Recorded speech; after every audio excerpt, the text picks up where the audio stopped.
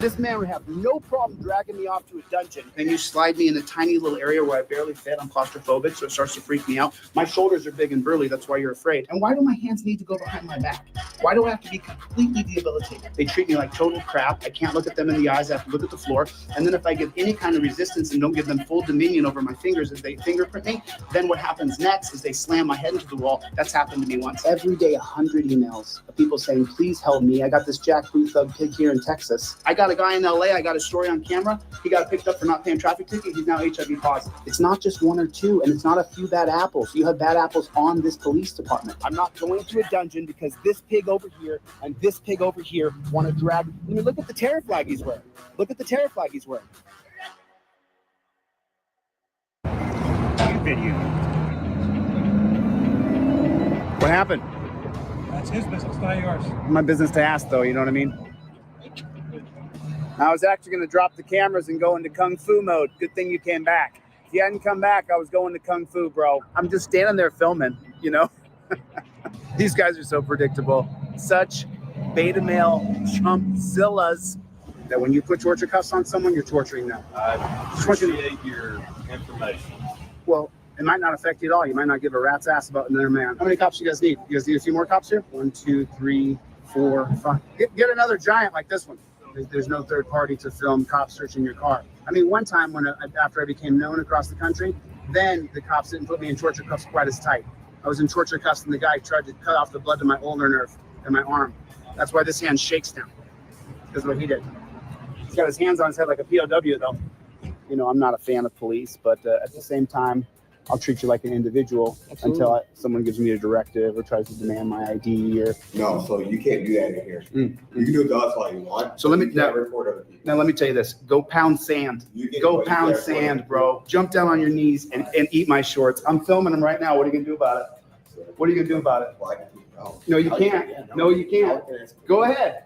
Now let me educate this dirty jackboot thug pig.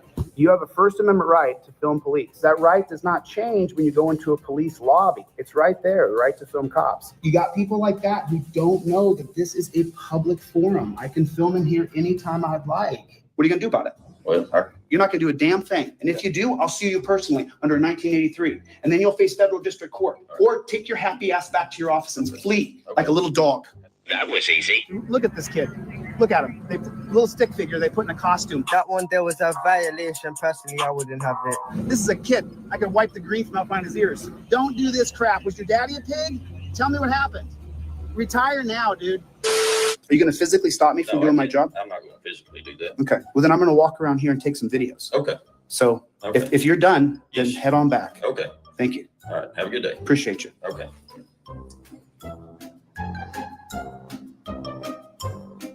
So that was a lie. Today I just help with producer calling or mailing What did he say?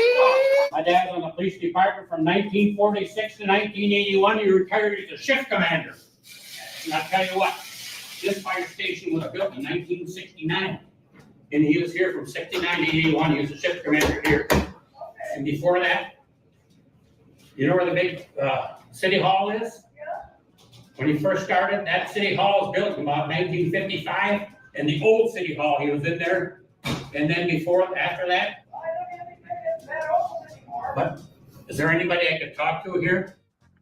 Huh? Unless they want to come down to the gym. I don't think you have the facilities for that, big man. Instead of walking around sighing and breathing hard. I don't like where this is going. They're literally colluding together at the front and blocking me from entering. Come on, man. Dude, you better grab me while you got that badge on. I'm not going to physically challenge you, dude. Not while you got the badge on and you're working in a security capacity. I'm not going to challenge you. Hey, there we are. There's an officer of the law. I don't go in there and smash that desk and beat everybody up and say, I'll do what I want because I agree to live under a series of laws. I've agreed to that. I'm a law-abiding citizen. I won't violate your rights just like I don't want you to violate mine. I want a matter of record. I'm not willingly walking off. He's telling me if I don't leave, that he's going to arrest me. And so as a man of law and order who respects the social contract and the rule of law, I'm going to do what he tells me to, because if I don't do what he tells me, he's going to arrest me. You are a bro. You're not tough at all. With your badge and gun, you got no badge and gun, you're a wuss. Don't get in my face, punk ass. Excuse me. Think you're a man with a gun in your hand, don't you? You're a jack. Thank you for being a good. I'm telling you, dude. Hold up. Wait a minute. Dude, get your hand off my camera, lady. I'm fired.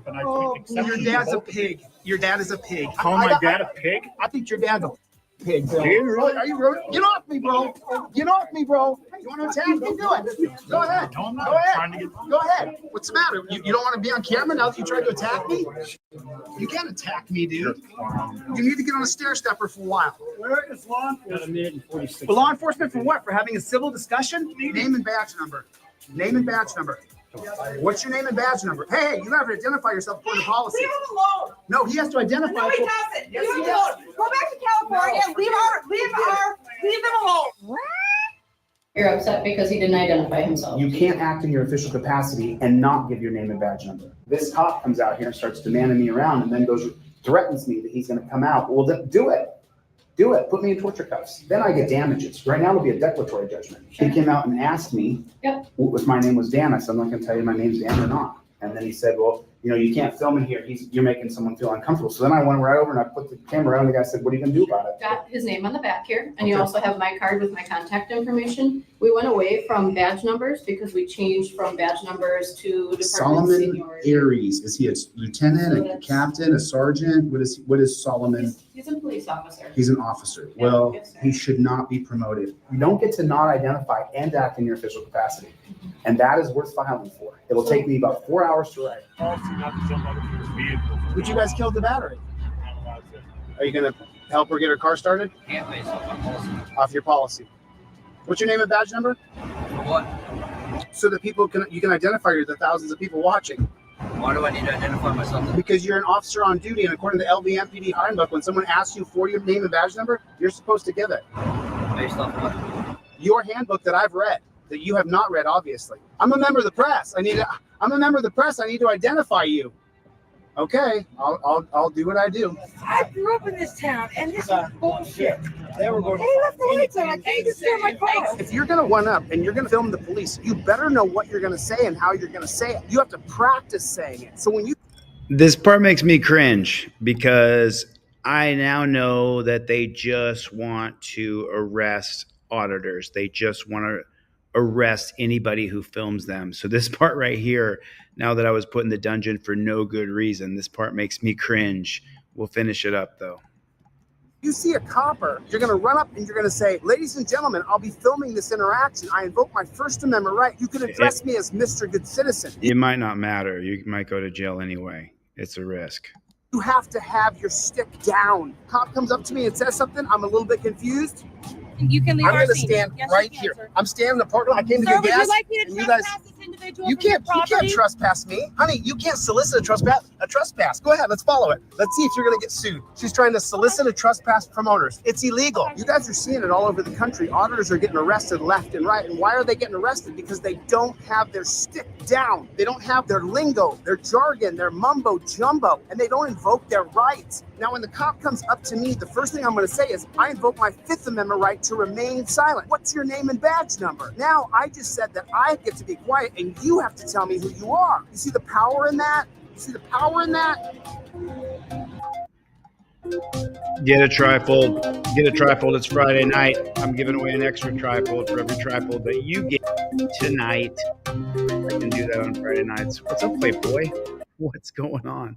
What is going on out there in the land of YouTube? X. Listen, I'm coming to X in a big way. I'm putting my content on X. If you're watching on X, thank you. I appreciate it. I don't know how good the interface is on the live stream, but I'm coming to X. Welcome everybody to another rendition of Delete Laws. If you're new to my channel, we focus on overturning Terry versus Ohio. So if you would please put in the comment section, OTVO, overturn Terry versus Ohio. Put it in the comment section for me, if you would, pretty please, with sugar and cherries on top. Terry versus Ohio does four things fundamentally. Number one, it puts officer safety over all of our rights. Number two, it allows police to run up and grab you under number three, the guise of reasonable articulable suspicion that never existed. Number four, it allows cops to detain you, put detain you in torture cuffs, throw you on the ground like a POW style arrest. That's what Terry versus Ohio does. There was no such thing as reasonable articulable suspicion to grab you and put you in torture cuffs before 1968 because of the Supreme Court case Terry versus Ohio. So that's why this entire channel is about Terry versus Ohio. We're going to see a bunch of videos tonight that are absolutely atrocious. Let's OTVO. Let's overturn Terry versus Ohio. Put it in the comment section for me, pretty please. Put it in the comment section. Let me see it. OTVO. I mean, we really have to stay super focused on what our mission is. But listen, I want to show you guys this video right away. Let me give you some shout outs here. Truth Keeper is here. True Story is here.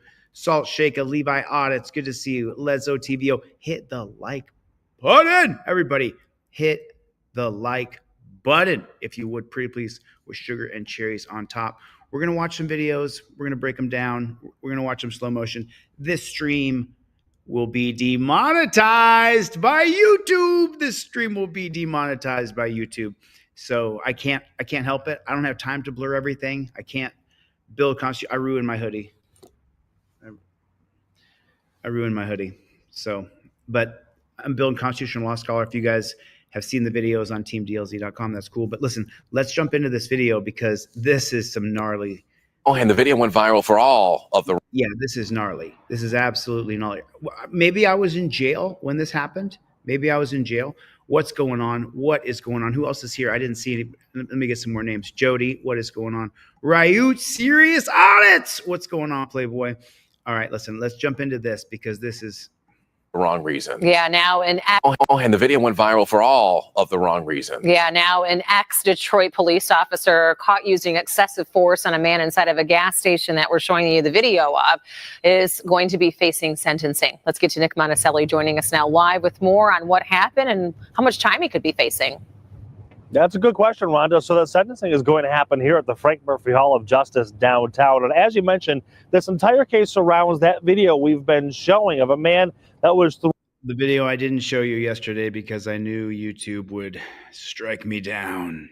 Not a strike, but hopefully not a strike. But you're going to see if they're going to give me a strike for this. Thrown into a wrap. I don't think it can be a strike for just showing you what the news is showing. This is on Channel 4 News. I'll just get demonetized and they'll put an age restriction on it. But I just was contemplating whether or not I showed you guys the video, and I was like, I have to show you this video.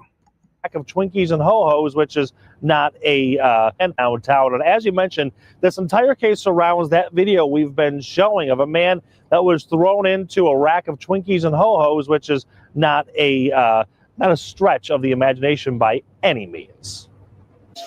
Give me a cut. No, you can just make. This video is what this entire case circles around, an excessive force allegation and civil lawsuits that today, it's one step closer to being wrapped up. This happened at a mobile gas station in Detroit on Harper in May of last year. The officer you see throwing a man to the ground is Officer Richard Billingsley. He pepper sprayed the man and then threw him to the ground. I mean, and this is what I'm always talking about, policy, procedure, and protocol. On Harper in May of last year. The officer you see throwing a man to the ground is Officer Richard Billingsley. So he can use the objectively reasonable amount of force, 1989 Graham versus Connor, that he sees reasonable, the officer. So he has the right to use the objectively reasonable force that the arresting officer deems appropriate. What the person may have done or what he thinks they are doing are factors into the level of violence the cop may choose to use. He pepper sprayed the man and then threw him to the ground. And Billingsley was saying, "You touch me again, I'm gonna you up. You touch me again, I'm gonna you up." Then he pulled out his pepper spray and started spraying. I went down with the WWE chokehold, hit the Twinkies and Ho-Hos. And we still don't know exactly what led up to this. You can see the men circling around gas pumps. Some say the man, Mikhail Jackson, took a swing at the officer. Others say there was just an ongoing dispute between the two. But either way, wait a minute. I mean, since they're going to fry me anyway on YouTube's, does he take a swing? Up to this, you can't. Okay, you can't see. It's what they said. Let's slow it down to 0.25 frames here. Let's turn the volume of this bad chicken down so we can just watch. To the Okay, he said he took a swing at him, right? around gas. Okay. We got the face blurred. I don't see. No. Some said His arms are extended here. I don't see anything swinging. Let's see if his makes a fist here. man, Mikhail Jackson took a swing at. Okay. I think, the idea that he took a swing at him, put a 1 in the chat if that's some BS right there. Put a 1 in the chat if he did not take a swing at him. And they literally said in this video that he took a swing at him. That is such total and complete crap. At the officer. Others say there was just an pump. We still don't know exactly what led up to this. You can see the men circling around gas pumps. Some say the man, Mikhail Jackson, took a swing at the officer. Others say there was just an ongoing dispute between the two. But either way, the Wayne County Prosecutor's Office felt Well, then he puts a knee on him. this was too much and charged Billingsley with assault, obstruction of justice, misconduct in office, and more. The case was headed to trial, but Billingsley opted for a no contest plea. He will be sentenced today in the Frank Murphy Hall of Justice. And then sentencing is scheduled for 9 o'clock this morning, but depending on the docket So let's see what's going to happen. in that judge's courtroom, it could go anytime between, say, 9, 11, maybe even after lunch, depending on, again, the caseload. But we will have a camera inside. We're going to live stream it on Click in Detroit so you can see what that sentence is going to be. We're live here downtown. Nick Monticelli, Local 4 News today. And Nick, while So this is a reaction video, so I have to jump in and interrupt it for YouTube's. So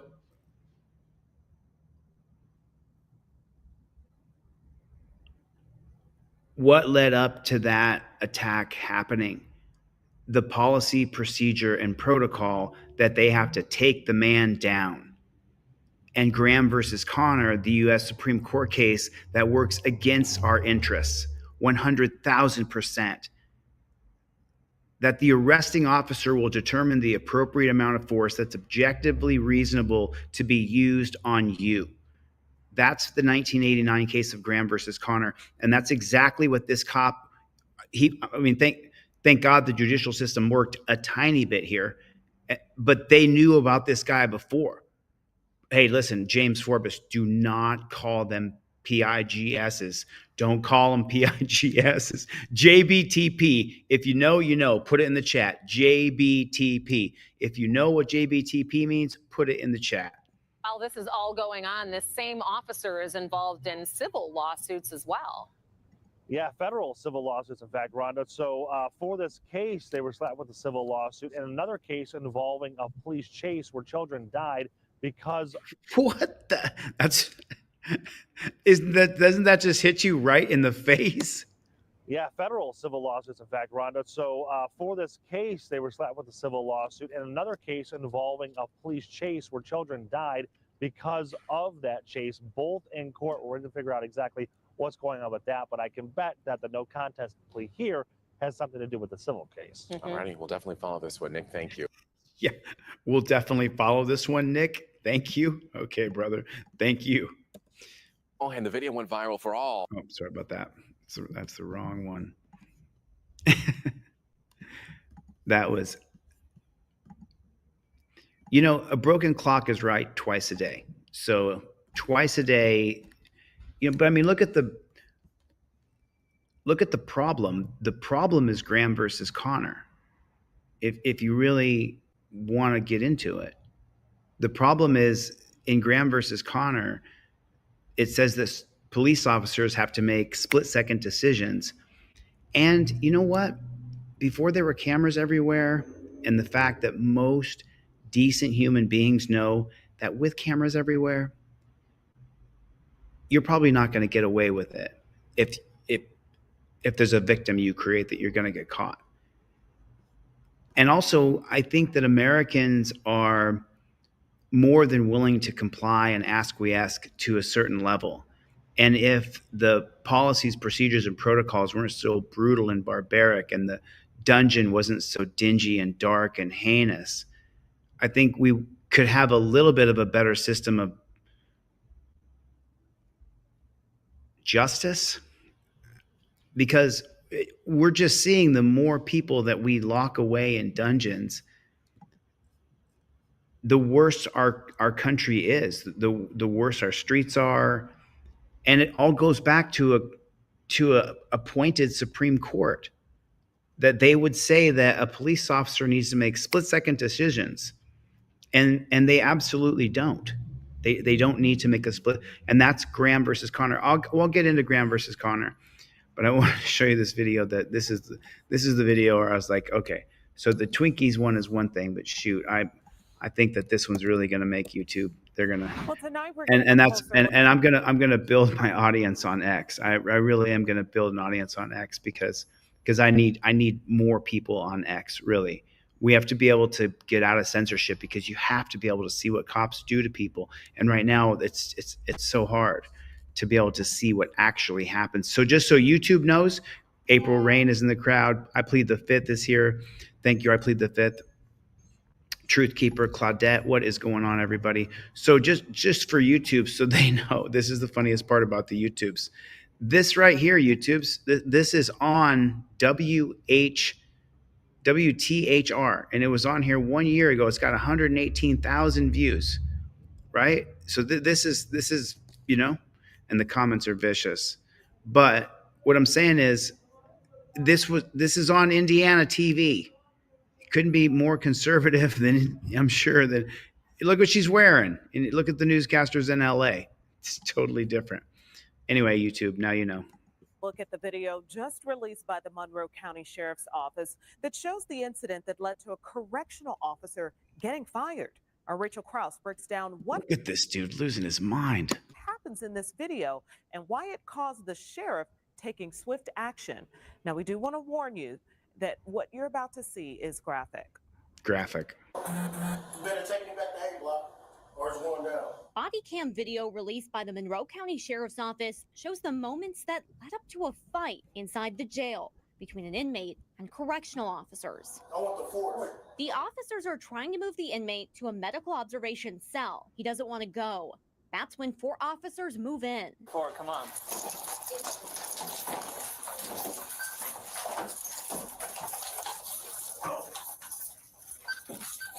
For the next 25 seconds, correctional officers use force as they try to subdue the inmate, eventually pinning him in place. That's when one officer appears to notice his split lip. Look at him. He's losing his mind because he got punched in the mouth. You didn't think, dude. Hitting the inmate again, even after he's been subdued. Ford, put your left hand behind your back. Y'all can beat me more? As officers lead the inmate out of his cell, his eye appears swollen shut. Blood drips down his nose. Ooh, cheap shot. Damn, y'all gonna break my arm? As they work to get him into a restrained chair, officers move forward. I'm not fighting. Mitchell, check your restraints. Do the straights. Oh, I'm not fighting. And stop moving. Mitchell's losing his mind back there. Stop. Here, I can't breathe. I'm getting it. I can't breathe. I can't breathe. You're talking. I can't breathe. This happened on January 31st, less than 2 weeks ago. In a video sent to 13 News, Sheriff Ruben Marte says he quickly took action. I immediately contacted the Monroe County prosecutor and asked the Indiana State Police to conduct an independent criminal investigation. My office also conducted our own internal investigation. I ain't fighting. Sheriff Marte says he decided to fire one of the corrections officers for failing to de-escalate the situation. He What about the felonious battery? What about that part? identified the officer as James Mitchell, shown in the video with the split lip. Although I He have got punched in the mouth and he got fired. only been sheriff for a little more than a month, my goal remains to always ensure the highest level of excellence. I have the backs of all of my employees, but Oh, I have the backs of all of them, do you? Until the cameras catch it. will not hesitate to hold them accountable if they fail to follow our policies. Marte says use of force and de-escalation training for all corrections officers is already planned. In this incident, The inmate questioned the use of force multiple times. Why are you putting me in the series? You assaulted an officer, multiple officers. I didn't assault none. It was 401. They jumped him. I mean, put a 1 in the chat if they jumped him. Did they jump him or not jump him? It looked like 4 guys jumping on someone and trying to beat him up. Okay, that video was hard to watch as we Yeah, do you think that was tough? I mean, you're watching 4 guys beat up one guy and he fights back, and then the guy that gets punched in the mouth, I mean, don't get me wrong, I'm not calling for any kind of violence. God knows that. I'm definitely not calling for violence. Do not fight the police. Do not fight the jail guards. There's more to my story to come out that you guys don't know yet about my jail experience. There's a lot more to come out.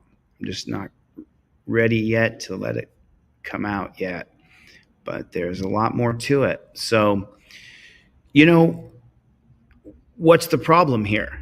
The policy, procedure, and protocol. That's the problem. That's the problem.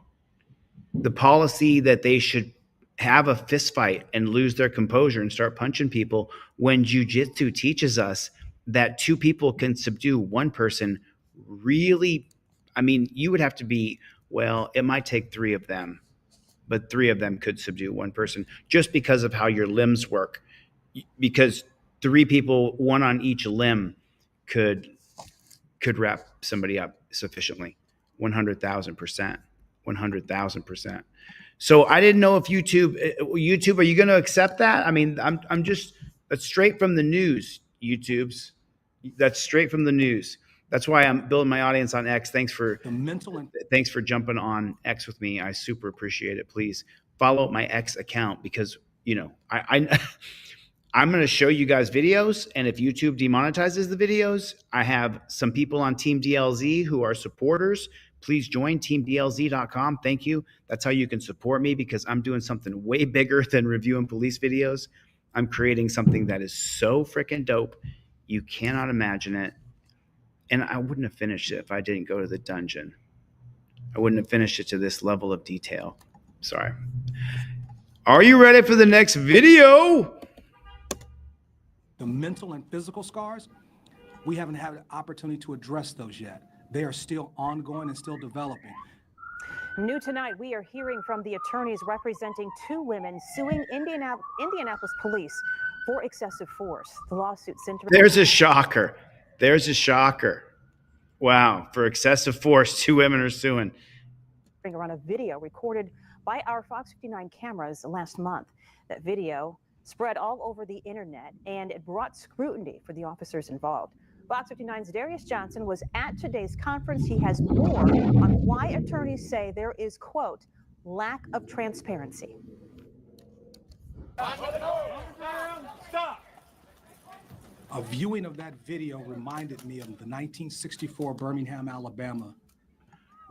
YouTube, this is on Fox 59 on a regular news program, okay? Race riots. The only thing missing between that and what happened on May 31st was water. Oh my God, did you see? It spread all over the internet. So watch, I'm going to slow it down at the end. Scrutiny for the officers involved. Fox 59's Darius Johnson was at. So first shot with the pepper bullet, then hit on the leg. And the person who's being attacked, the black person here, has shown no fight in them at all whatsoever. No fight at all. Today's conference. Standing there. He has more. You see, he hit her in the back of the leg, or him. I can't tell. Forgive me. I don't want to misgender someone anyway, so we'll just call it the black person. So then the copper hits that person right in the back of the leg as the other copper hits the other person in the thigh with the stick like a baseball bat. On why attorneys say there is, quote, and then the person goes down on the ground and covers up. Okay, we got that? Lack of transparency. And then watch this part right here. Do you see this? Oh, we're only gonna watch the whole thing in slow motion, just this one little part right here, so you can watch her fly off of the. Oh, you gypped us. She hit the ground like a freight train. I mean, she hit the ground. She hit the ground hard. Stop. A viewing of that video reminded me of the 1964 Birmingham, Alabama race riots. The only thing missing between that and what happened on May 31st was water hoses and German Shepherds. The video shows Ivory Westfield and Rachel Harding being arrested following protests and riots. The lawsuit claims officers told them for violating an 8 o'clock curfew. This happened at 8:45. You can see Westfield taking on multiple pepper balls while being hit with batons by IMPD. Okay, I gotta stop it because this is a reaction video. What's the policy? The policy is to take the stick. You saw both those JBTPs. You saw both of them take the stick and batter that human being as though the nightsticks were baseball bats. So what is that exactly? Whoa. You watching this right now, get a nightstick and say, I'm going to hit someone as hard as I can right across the back of their leg, in their ass or in their hamstring, or I'm going to hit them right across the quad or across the shin. Ooh, the shin. That basketball player, I think from Indiana, I think he got his shins broken by the cops. They cracked him on the shins. You remember that? So what makes people, what makes human beings, this right here. So we're just right here. Okay. See that right there? A curfew. This happened at 8:40. Okay. So the paper ball, I mean, what a pansy move to do. 5. And then boom, hit this person across the thigh. You can see West. Boom, baseball bat. Okay. So what would make you a human being? What would make you decide that you're going to take your stick and you're going to whack it across someone's legs like that? I'm going to guess it's policy, procedure, and protocol. That's what they taught you to do. Put a 1 in the chat if you think this is a policy, procedure, and a protocol. Just put a 1 in the chat. I need to see how many people know and understand the same thing that I do. This is a policy, procedure, and protocol that they take a nightstick and bash you in your legs and shoot you with pepper balls. What kind of bozo clown world are we living in? Are you freaking kidding me? That when you got trained to do that to the good police officer, when you got trained in crowd response, I don't know what do you call that? Did you look at the instructor and say, hold on a minute. You want me just to start hitting people with the stick? Use it like it's a baseball bat? That's what you want me to do? That's my response. To the good police officers. What did you say in response to that? When they said, hey, take these sticks like this, because this is trained. They just need more training. Give them more money. They just need a little more training. That's all. If they could just get a itty bitty bit more training, they could get more training. This is what they're training them to do. This is a procedure they were taught. Am I wrong? But don't call them PIGSs. Use JBTP. JBTP. That's what they are. That's what they are. JBTP. They were trained to do this and they agreed to do this. Field taking on multiple pepper balls while being hit with batons by IMPD. Her body was contorted in such a way that caused her pain. When she went to move to alleviate that pain, she was then summarily beaten and assaulted by IMPD officers. The lawsuit goes on to say both women were cooperative and neither posed a threat. In fact, the attorney says they were 25 feet away from the car leaving downtown when approached. These are new images showing what they say is a result of excessive force. She was then left in the jail for 3 days with her injuries. Look at that. And she was not offered any medical. Are you just hold on? I'm sorry. I got to go back. So, here's the worst part, okay? YouTube, this is Fox 59, okay? On Fox, 133,000 views. The cool part is we can look up what happened in this. It happened 4 years ago. Okay. When approached, these are new images showing. Okay. Are you freaking kidding me? And what was the crime? You wouldn't comply? She wouldn't comply. Now we know, because I didn't want to misgender her until the news revealed her gender. Now I mean, are you freaking kidding me? Oh, I'm sorry. I got to take a breath on this one. Imagine for a moment that is your sister. Just for 1 second. Imagine for a second that is your girlfriend. That is your mother. That is your aunt. That's your cousin. That's your best friend. Just make it real. Make it real. Make it real. That is your next door neighbor. Make it real. Make it real. Feel it. Allow it. I just called you and said, hey, listen, this is Chili from Delete Laws. I've got really bad news for you. I got a picture of your sister or your mother that I got from the police headquarters. And I have to send you these pictures. Make it real. Feel it, and let that burn. And imagine that's what this family is. But feel it deep. I've been crying all day anyway from Charlie, so we're making it. He's fine. He's not, but we'll see. But listen, just make this 100% real. That you got these pictures text to you and that's your mom. Do that. And you say, what happened? And you say, oh, it was the police. They did that to mom. Wow. Are you freaking kidding me? Showing what they say is a result of excessive force. You think? She was then left in the jail for 3. Look at that. That Showing second what they picture. say is a result of excessive.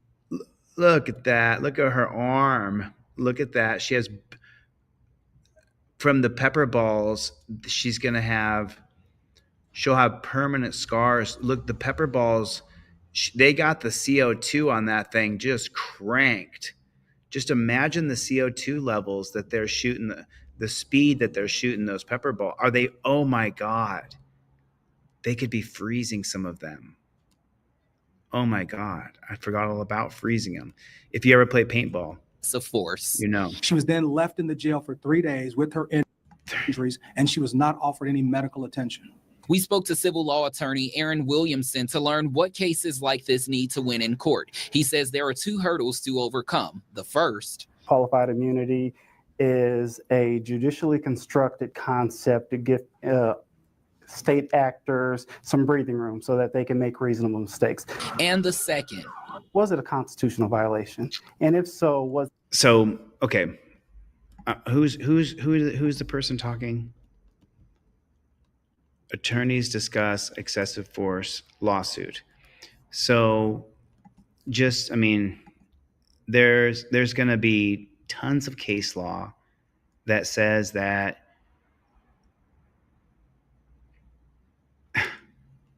you know what? I caught myself right in the middle of, because this is live. There's going to be case law both ways. That the officers worked within the policy of the police department, and so they're entitled to qualified immunity. The force was not excessive. They'll explain the case that first they tried to pepperball her to see if she would comply, and she would not. So they went hands-on. They hit her with sticks. She still would not comply. And then when she hit the ground, they stopped hitting her. So it's not excessive force. And they would invoke the doctrine of qualified immunity, which I just read about. I just read the details of Harlan versus Fitzgerald. You deep dive into it. But let's keep hearing what the attorney here has to say. To give state actors some breathing room so that they can make reasonable mistakes. And the second, was it a constitutional violation? And if so, was that constitutional violation clearly established? Aside from the damages, they are asking for transparency before they can reach a resolution. Reporting in Indianapolis, Darius Johnson, Fox 59 News. Now, the officers are all facing charges of excessive force and duty to intervene. IMPD tells us it reassigned those involved after this incident, but will not comment on the lawsuit. It reassigned them.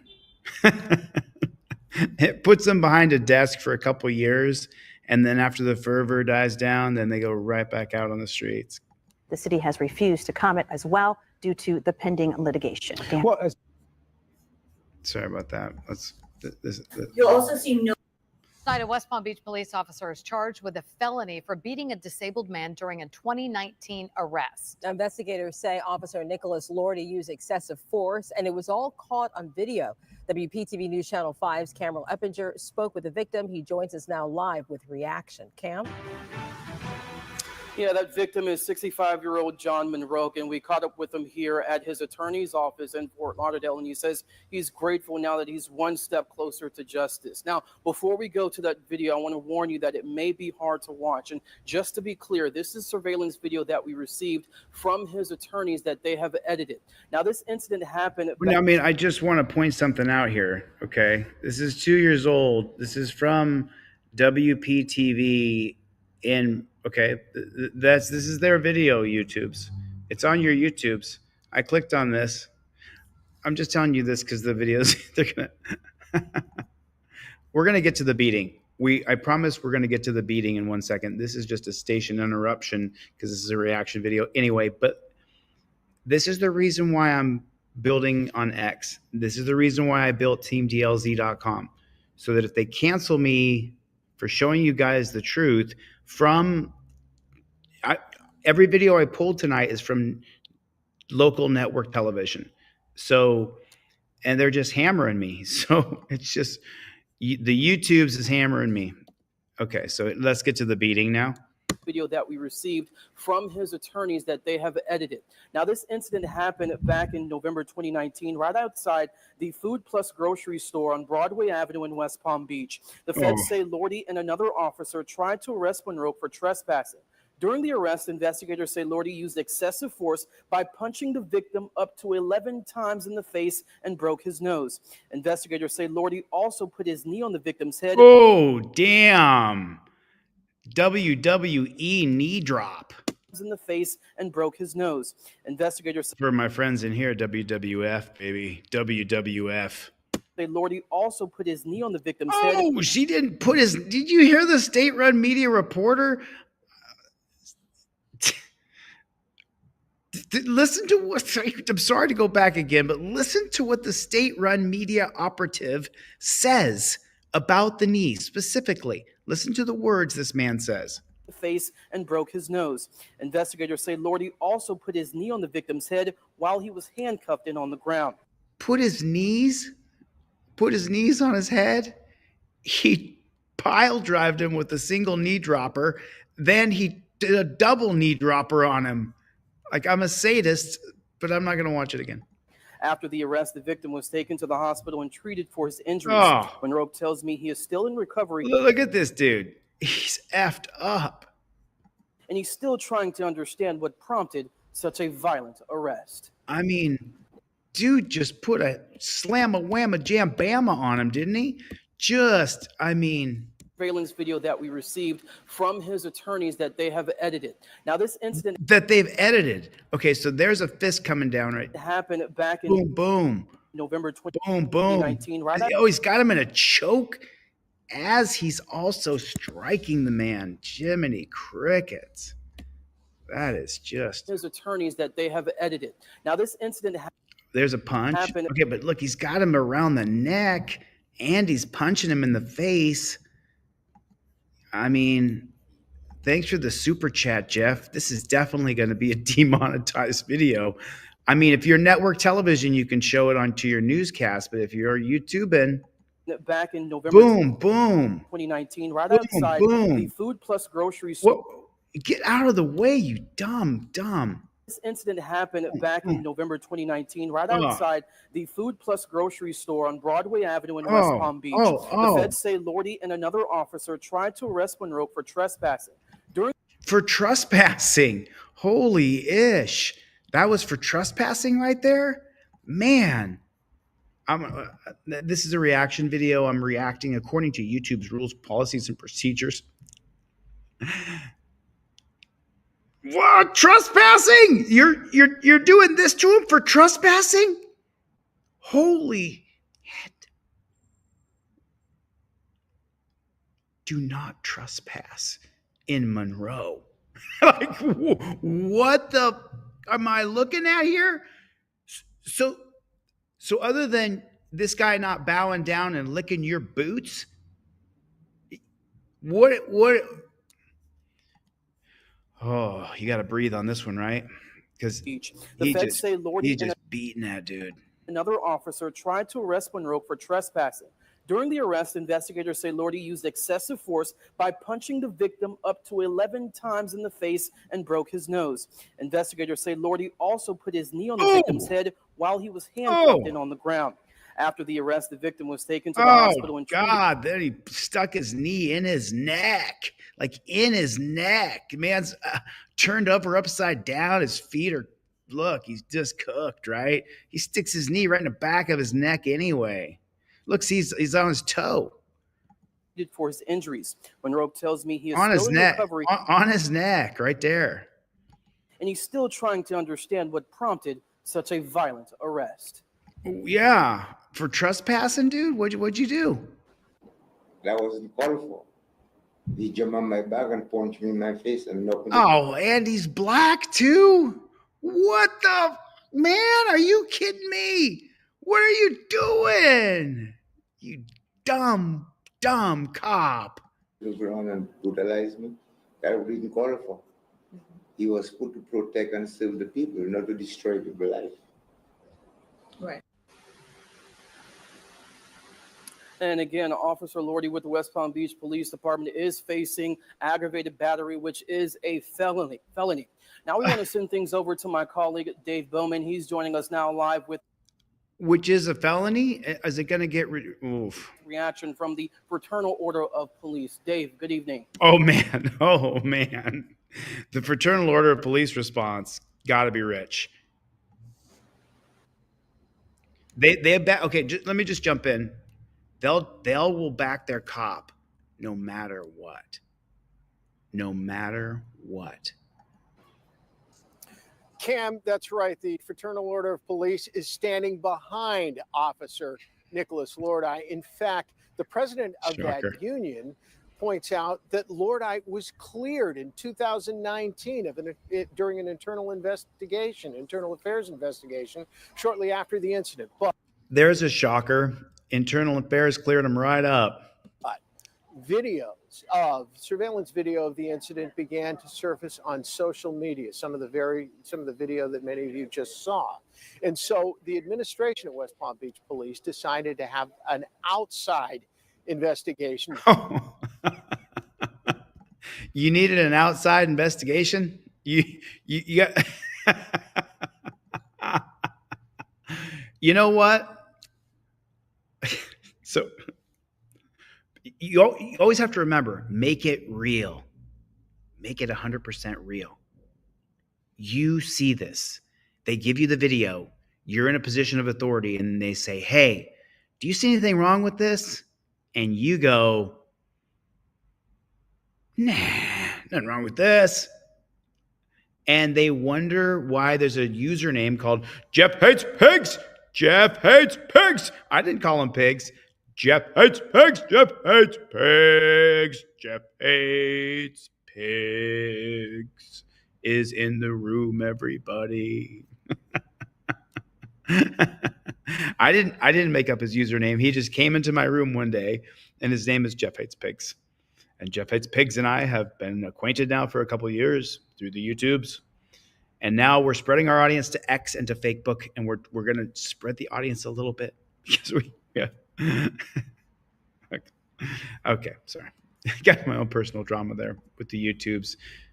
by the Florida Department of Law Enforcement, many of you just saw. And so the administration of West Palm Beach Police decided to have an outside investigation by the Florida Department of Law Enforcement. And just a few minutes ago, Sergeant Adam Myers, who's the head of the police union representing West Palm Beach Police, said he was surprised the FDLE recommended criminal charges against Lord He's surprised. You would want to charge our officer for that beatdown? Come on. The main point being that his actions on the night of this incident, which was it's in excess of 2 years ago, were completely justified. But it was 2 years ago. Like, you haven't let it go by now? His actions were dictated by the actions of the person he was trying to arrest. And our policy, procedure, and protocol is that we get to beat you, stick you, tase you, shoot you if we don't feel like you're complying, and that's fine because that's our policy. And what I mean by that is he tried to disarm one of the officers and grabbed his gun. Sorry. His actions were dictated by the actions of the person he was trying to arrest. And what I mean by that is he tried to disarm one of the officers and grabbed his gun. Oh. Hold on a minute here. His attorneys that they have edited. Now, this incident Okay, so happened back in November 2019, right outside. I mean, there's a bunch of people on top of this dude, and this guy gets in the way like a damn fool. Edited. Now, this incident happened. See, but there's this guy, there's this guy. Is there one more guy over there, or is that just two guys on top of him?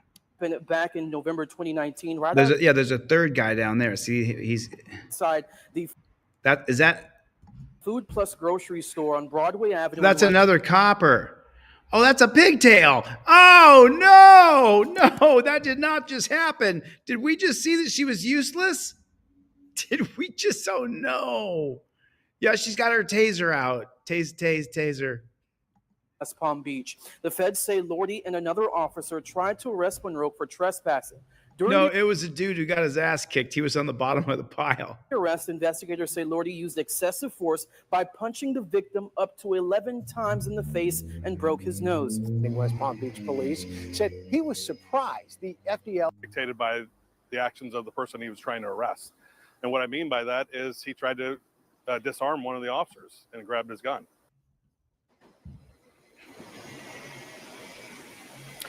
Now, Sergeant Myers also said the video that you have just seen and some of the video on social media may have been tampered with.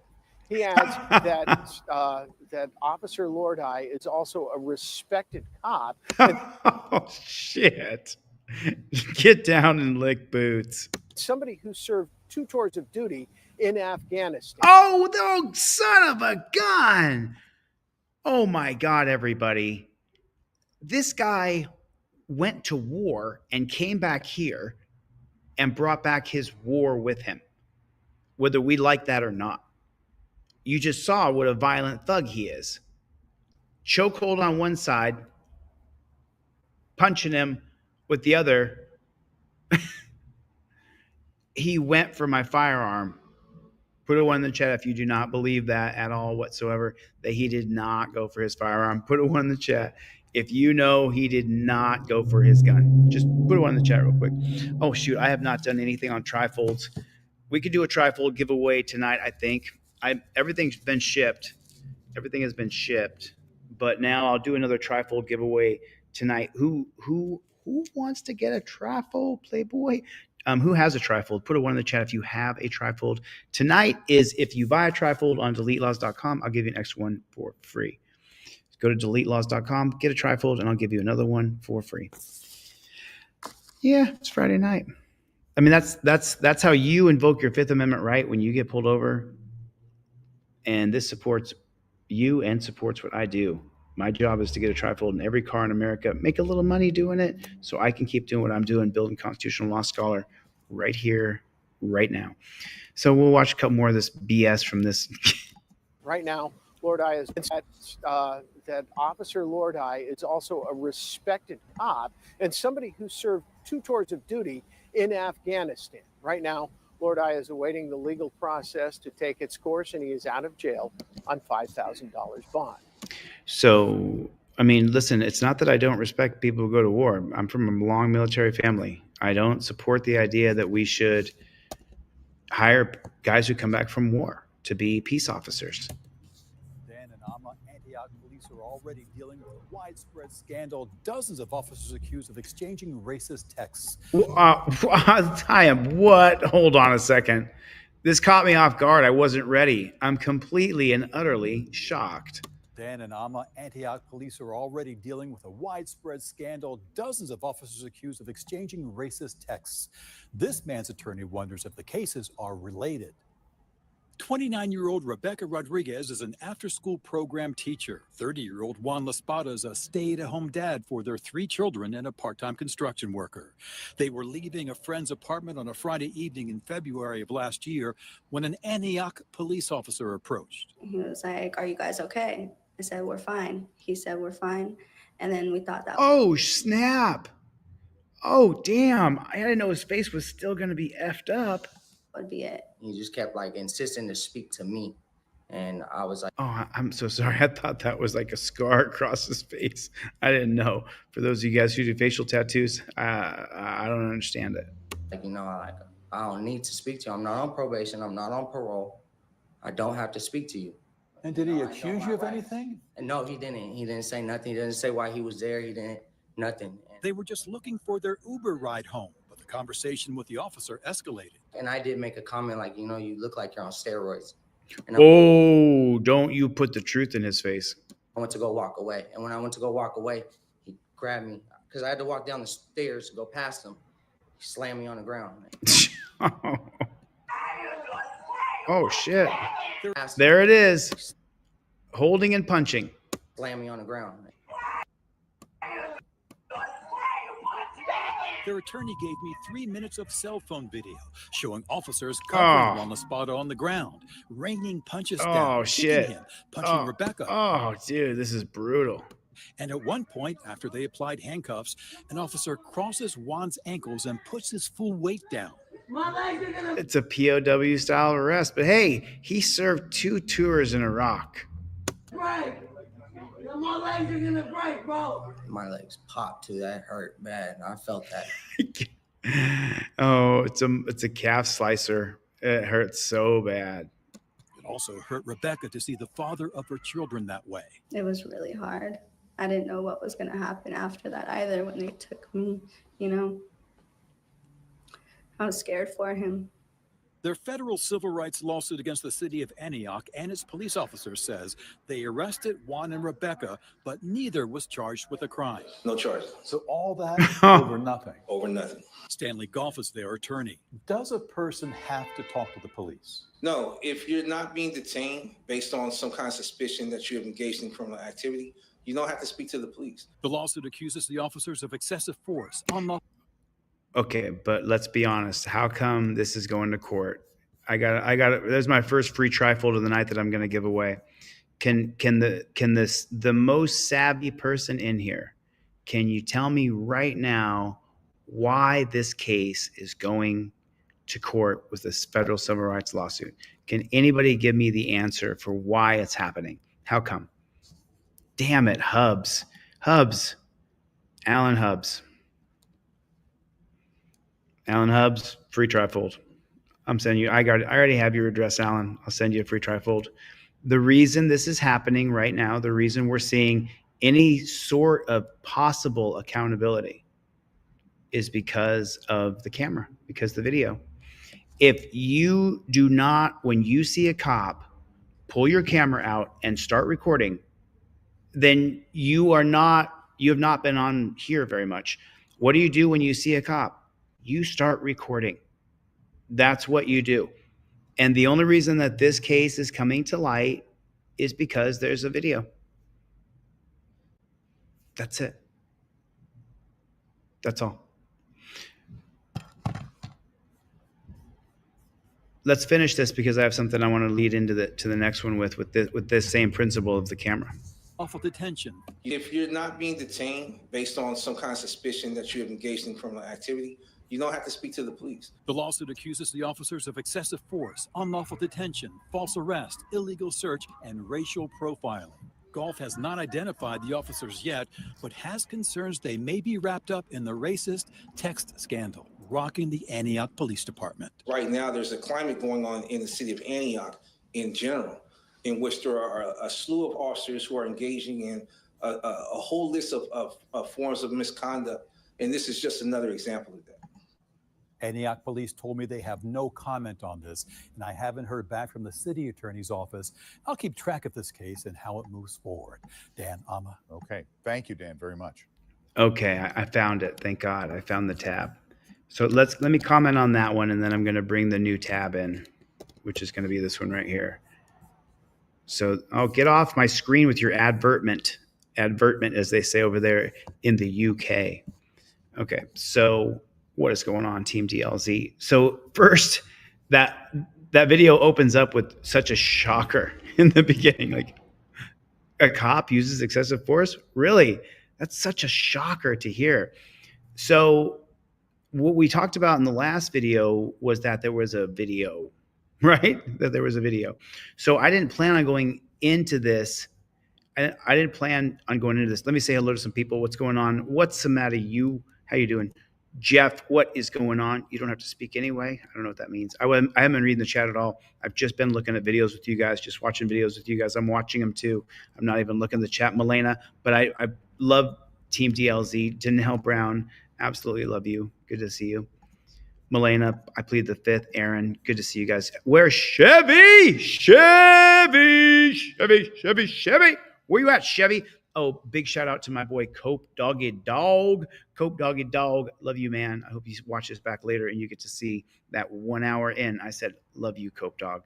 You're Small Miracle Garages, Rataboy. Put it in the comment section for me. Freeman Keys, let's get a few shout outs. Who wants me to give him a shout out? What is going on? Dr. Donald Walter, DeBomb.com. Jody, what is going on? Jeff Vascones, what is going on? How are you? What is going on?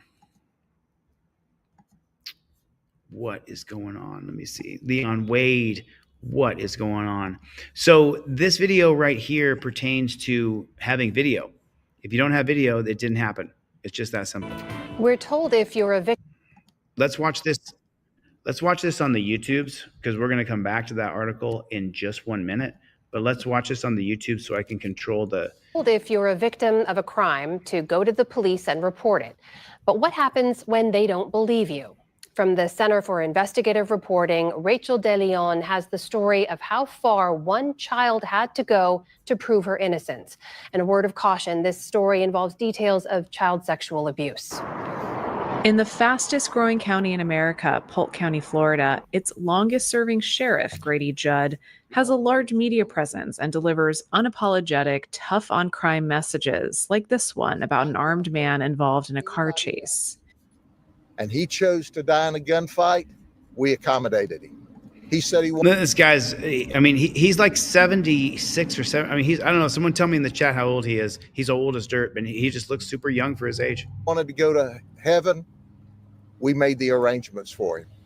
Running this fall for his 6th term in office, he's a popular sheriff, once invited to the White House by then President Donald. So this goes on and on. It gets some political stuff in here, but then this girl right here. At all.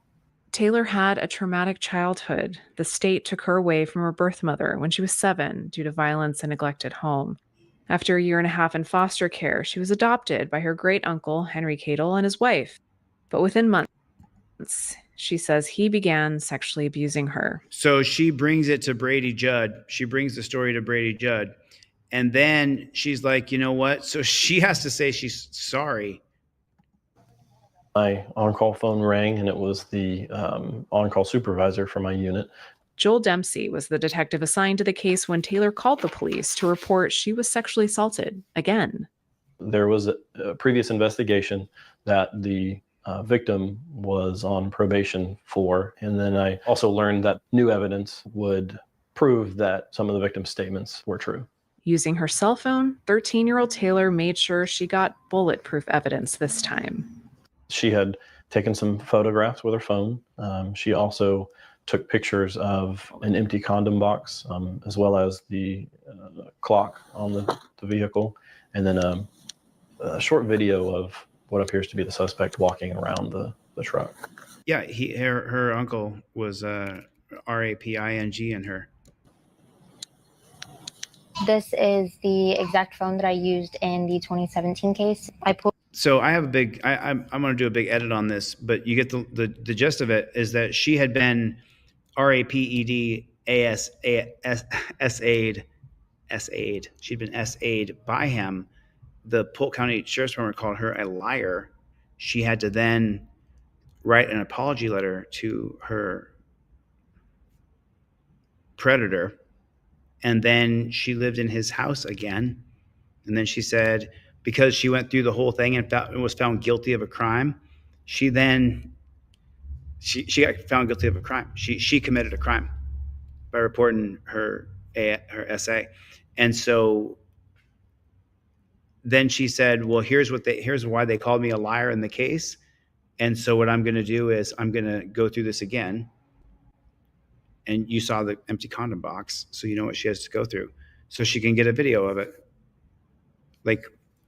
And she, at the time, she was like 15, 16 years old. So the wherewithal of her be able to pull that off, it's pretty amazing. You know, I had such a tough day today. I was with my dog all day today. He's super, super sick. He's super sick. He's right next to me now. He doesn't like to move very much. He's real sick. And his paws are all shaved down from where he had to get IVs put in. His belly's shaved where they did something on his belly too. So tough day for me altogether. And I hope and prayers for Charlie the dog. And okay. Story here at noon. A Kentucky man accused of killing 3 officers and a police canine in eastern Kentucky last year took his own life in jail overnight while awaiting trial. So, okay. Listen to the laundry list of charges and then see if there's any motivation here. He took his own life in jail. Story here at noon. A Kentucky man accused of killing 3 officers and a police canine in eastern Kentucky last year. In eastern Kentucky. He killed 3 coppers and killed their dog. And then took his own life in jail overnight while awaiting trial. This according to a Commonwealth's attorney, Brent Turner. Lance Storrs was being held in the Pike County Detention Center after that June incident where police say he ambushed officers serving him a protective order at his home there in Allen, Kentucky. He'd pleaded not guilty to those crimes. All 3 officers and the canine were laid to rest in Prestonsburg. Okay, so hang on a second. I'm not laughing that the guy killed himself in jail, maybe like Jeffrey Epstein. I'm laughing at how the idea that he wouldn't be killed in jail for killing 3 cops and killing their dog. Listen, I've been so off. I'm so off right now because of my dog. I'm a mess right now over my dog. I've had a really shitty last few days. But life under the microscope. Oh, are you tired? I am though. I'm catching the tail end of a conversation. I just want to say hello. James Forbes, good to see you. Ryu, Serious Audits. Rat Boy Ninja, good to see you, my friend. Good to see some people. James, good to see you, man. Kiwi, what is going? Yeah, I doubt he killed himself in jail. I mean, killed himself just like Joseph Barbini. Joseph, thanks for throwing out the memberships and the super chats. And Jeff Millman, thanks for throwing out a super chat. I appreciate it. I plead the 5th. I don't know if you threw a super chat out, but I haven't been looking, so I figured I better say your name, bro. Mikey, what is going on? We're all praying for him. So, all right. We're going to go on to the next video. Alan Hubbs won the first trifold. Okay. So without using Google, we're going to play a trivia game. Okay. Put a 1 in the chat when you have the answer and you know it. No, there's no way to do this over the computer. But I'm building constitutional law scholar, so I have all this wealth of information going through my brain right now, and I wanted to see what if we could play a trivia game, but I don't think we can. Not like this. Man accused of killing 3 people dies in jail. Okay, I believe that. I'm looking for the Trump clip. You got to see the Trump clip. We have to take a look at that. The Trump clip of him saying, and then we're going to do the entire Jacksonville press conference. We're going to look at the whole Jacksonville press conference. So Trump, I had it. I know I have it. I will pardon ROSSUL. I better. Okay. So let's see. Here it is. Okay. If you love Trump or hate Trump, okay, fine, whatever. I don't care. You guys know I don't like him wanting to indemnify all police. I can't stand that idea. I think it's going to create a bigger groundswell of people who will go against you and will want to hold police accountable. Because as you notice, I don't even call them PIGSs. I don't call them PIGSs. JBTP, someone else can say what they want to say, but let's check out Trump. I want to show you guys something. And I want your opinion. You guys got to tell me what you think. Yes or no, true or false. Ready?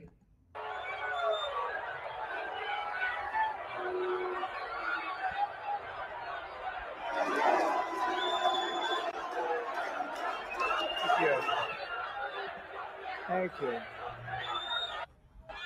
And if you vote for me on day one, I will commute the sentence of Ross Ulbricht. What? I'll shoot. On day one. Thank you. And if you vote for me on day one, I will commute the sentence of Ross Ulbricht to a sentence of time served.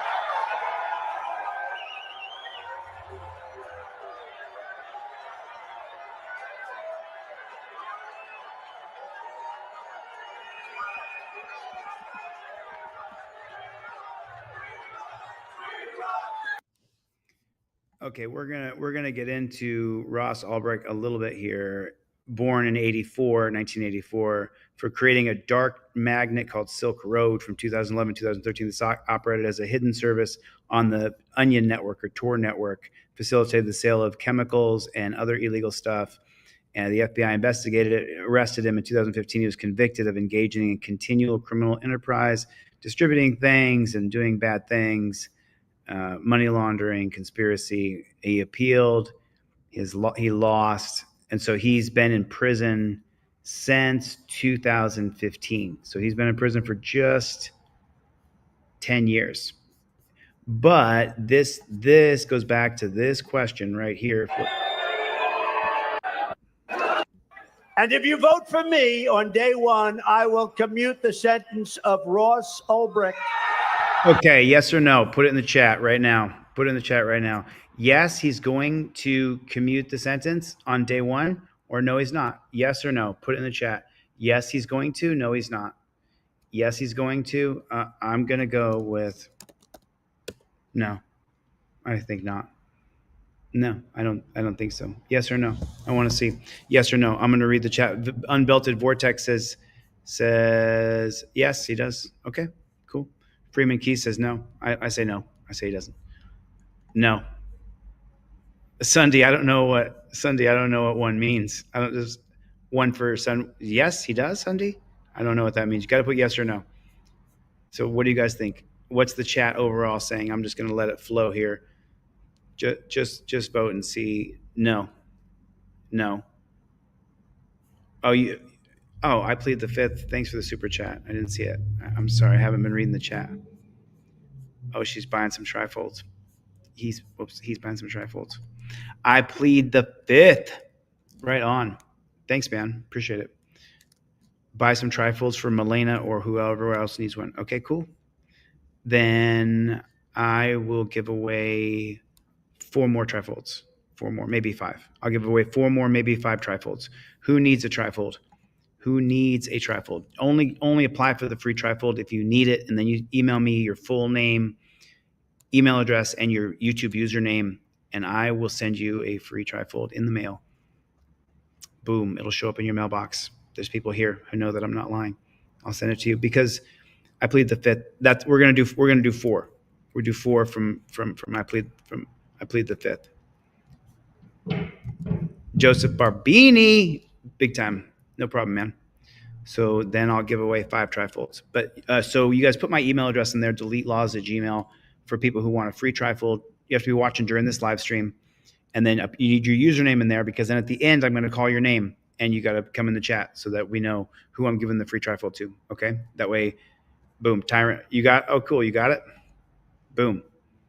Yep. You won. You won. It was people like I plead the fifth who you guys got to be here at the end. I got to say your username and you got to be here.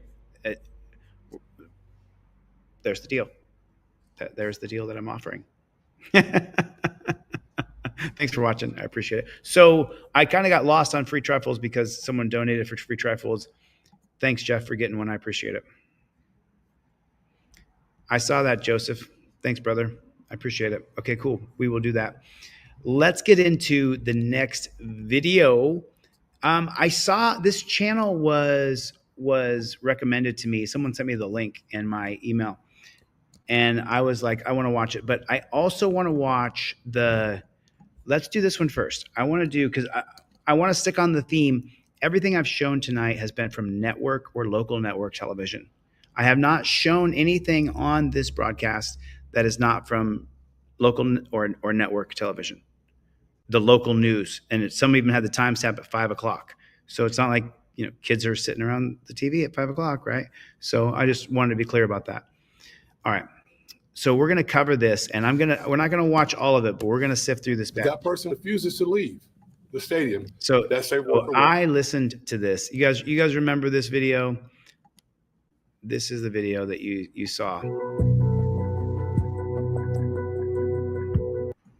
At that point, when he's resisting to try to get a person to comply, then physical contact.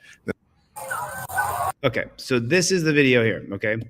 And this is the press conference where these cops just so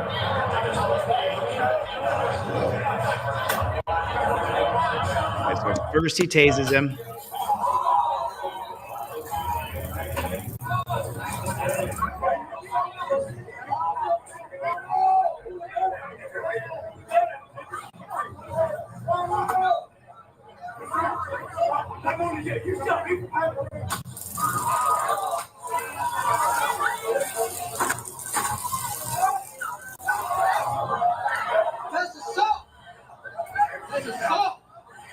Oh, shoot. So sorry you guys didn't see that big.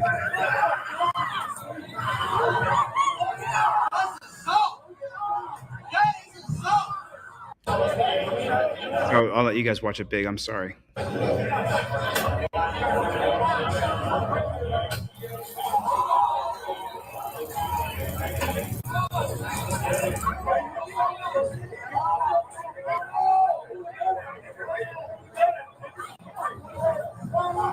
Yeah, he drops the N-bomb twice.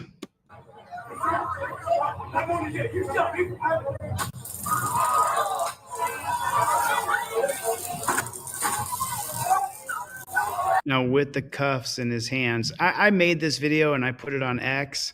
I know YouTube's going to demonetize my video, but there's people who donate and shit, like we got to show the real stuff. And if YouTube punishes me, then that's what they do. I can't stop them. Oh, so there, more cuffs. Got cuffs in his hand.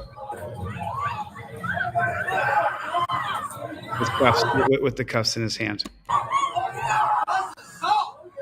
With the cuffs in his hand.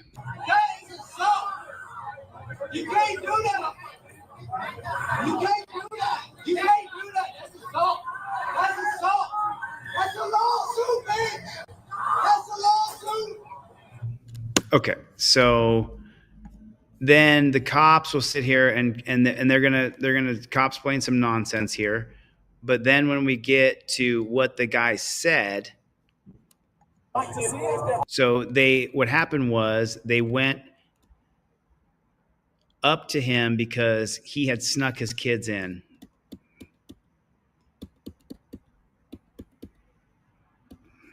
Of brevity, we have cut the footage from one officer to another because Officer Kelly initially makes contact with Brown, then steps back, and he's not close enough to capture the conversation between Officer Bowers and Brown. So we will switch to Officer Brown's body-worn camera footage.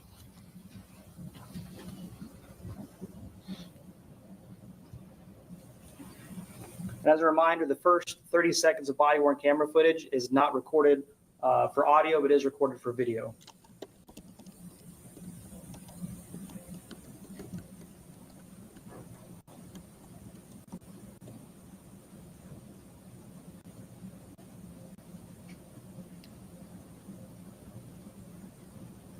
So I'm just going to give this straight up. The guy was drunk out of his mind. This is called the Cocktail Bowl. It's famous, Florida-Georgia game. The guy is totally in the wrong, completely, 100,000%. He had snuck his kids into the game, is what he did, and he did it in the most coarse, crass way ever.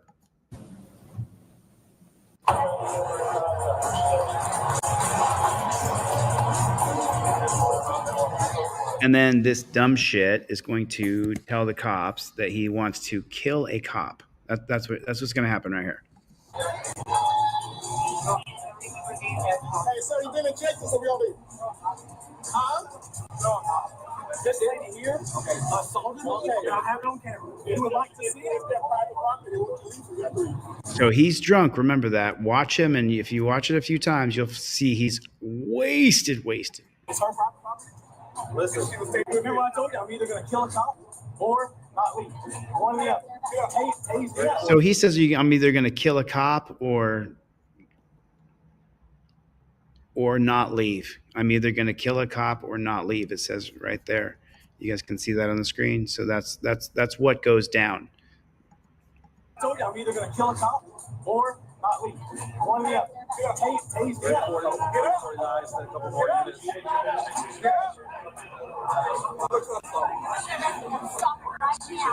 I didn't do anything against law. So tell me what my crime is. So he's drunk, and she's trying to talk her drunk dude down. She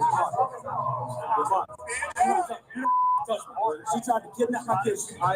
She tried to kidnap my kids. She was talking about the gatekeeper, and no, she's not. He's drunk and being an asshole. Can I talk? There's a good way to talk. There is a good way to go downstairs and talk. There's a good way. There's a right way. There's a wrong way. There's a right way. The way you're still sitting in my seat. The way you're doing right now is wrong. No, I'm still sitting in my seat. Right now? I'm still sitting in my seat. The right way is for me to tell you what happened. And I'm not leaving with all 5 of my kids here. I'm not leaving. Go with you or you go to jail. They're not doing this. I'll go to jail. I'm going to DJ Bowers. And I think he just threatened to beat the cop's ass. Pretty sure he did. I'm not leaving with all 5 of my kids here. I'm not leaving. Go with you or you go to jail. They're not doing this. I'll go to jail. I'm gonna beat your ass. I'm going back to jail. He says he's going, so he's already been to jail. He's going back to jail. DJ Bowers. He has an alcohol problem for sure. You're not gonna do that. I will do that. I'm not going to jail. She tried to kidnap my kids. What you're saying. The gatekeeper tried to kidnap his kids. He's such a drunk asshole. He grabbed his kids and strong armed them in.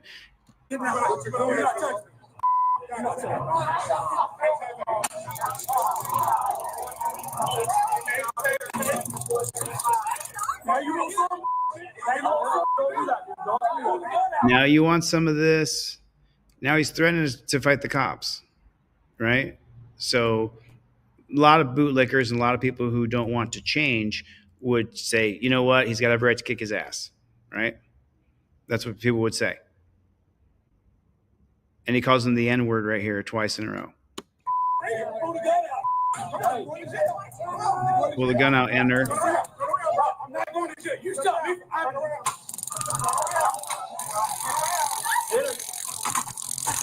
Okay. Now remember, this big white dude is being the absolute asshole. He strong-armed his own children in by picking them up past the gatekeeper and walking past her. She said to stop. He wouldn't stop. He goes up to his seat. He's sitting there. They say, hey, you're getting kicked out because you snuck your kids in. He says no. So he's drunk as hell being an asshole. I don't believe in caging people. I think there's better ways to solve it. I'll get into those solutions later. But regardless of how you believe, if he should be punished and the cop should engage him with physical force, or you think there should be an alternative, what should not be an option is this cop using the metal handcuffs like brass knuckles and trying to maim the man for the rest of his life. That's what shouldn't happen. And that's why I didn't watch this whole cop sucking press conference. But he should not be able to take these metal handcuffs and slam a man in the face, because let's say he even kicked the gate guard and he's a real piece of shit. Let's just say it's worse than that, right? You still shouldn't maim him. That's the problem, Jacksonville Police Department.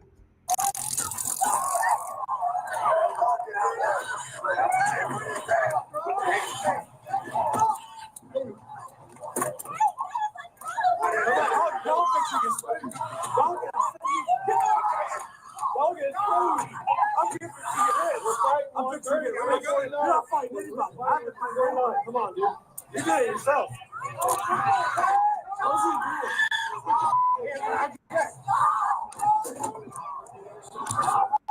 Stop. Stop. Put your hand behind your back. I'm trying to help you on this, but you're not. I haven't done anything. Put your hands behind your back. I haven't done it. I'm trying. I haven't done anything. You know what I'm doing. You know that. I haven't done anything, man. You know that. You see? So look at the guy's eye from getting hit with the torture cuffs in the face.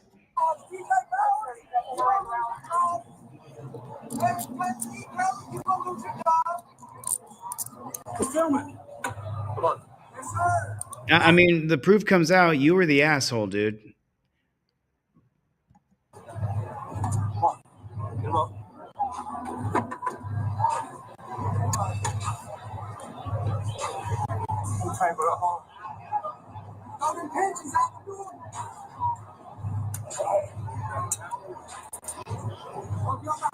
Man, could you imagine how tight those torture cuffs are? Hey, babe. Stand up, dude. I'm trying. Come on. I haven't done anything. I'm good, dude. I didn't say you're not. Hey, Justine. My tooth right here. This right here, bro. You go get your money. No, he's not going to get a dime. Not a single solitary dime. 349. Detained. Lacerations to the face. Tased multiple times. But so now they go on to the cop sucking and say, see, he threatened to kill the officer and he told him he was going to beat up our cop. And so we had to respond with the policy, procedure, and protocol that we're taught to do. And most of America has just snorted it right up like it's Snow White in 1980s at Studio 54. And that's most of our culture. I would have like to suggest an alternative to what happened there. I believe what they could have done is they could have watched them on surveillance camera.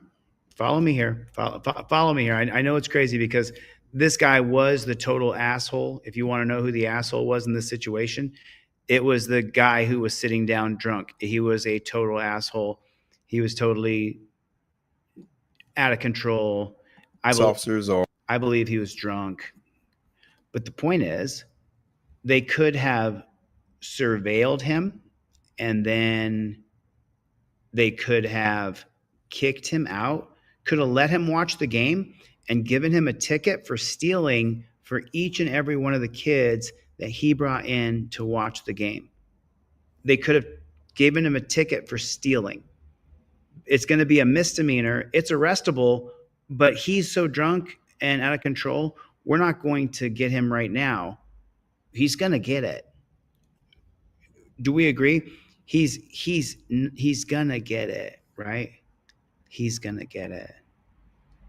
So he doesn't have to get it like that right now.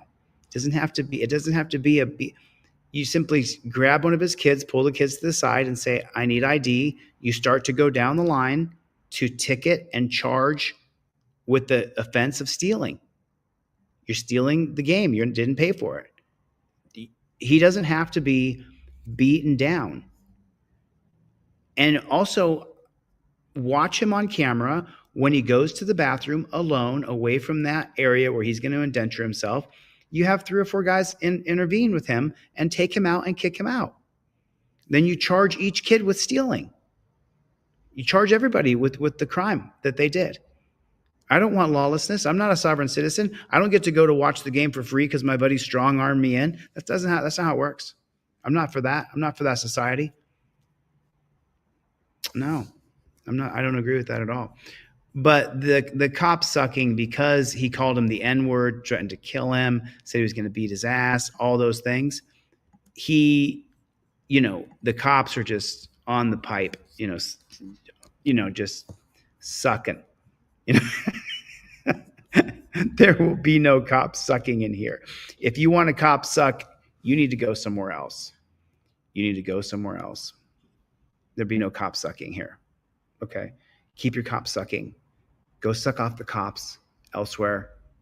So,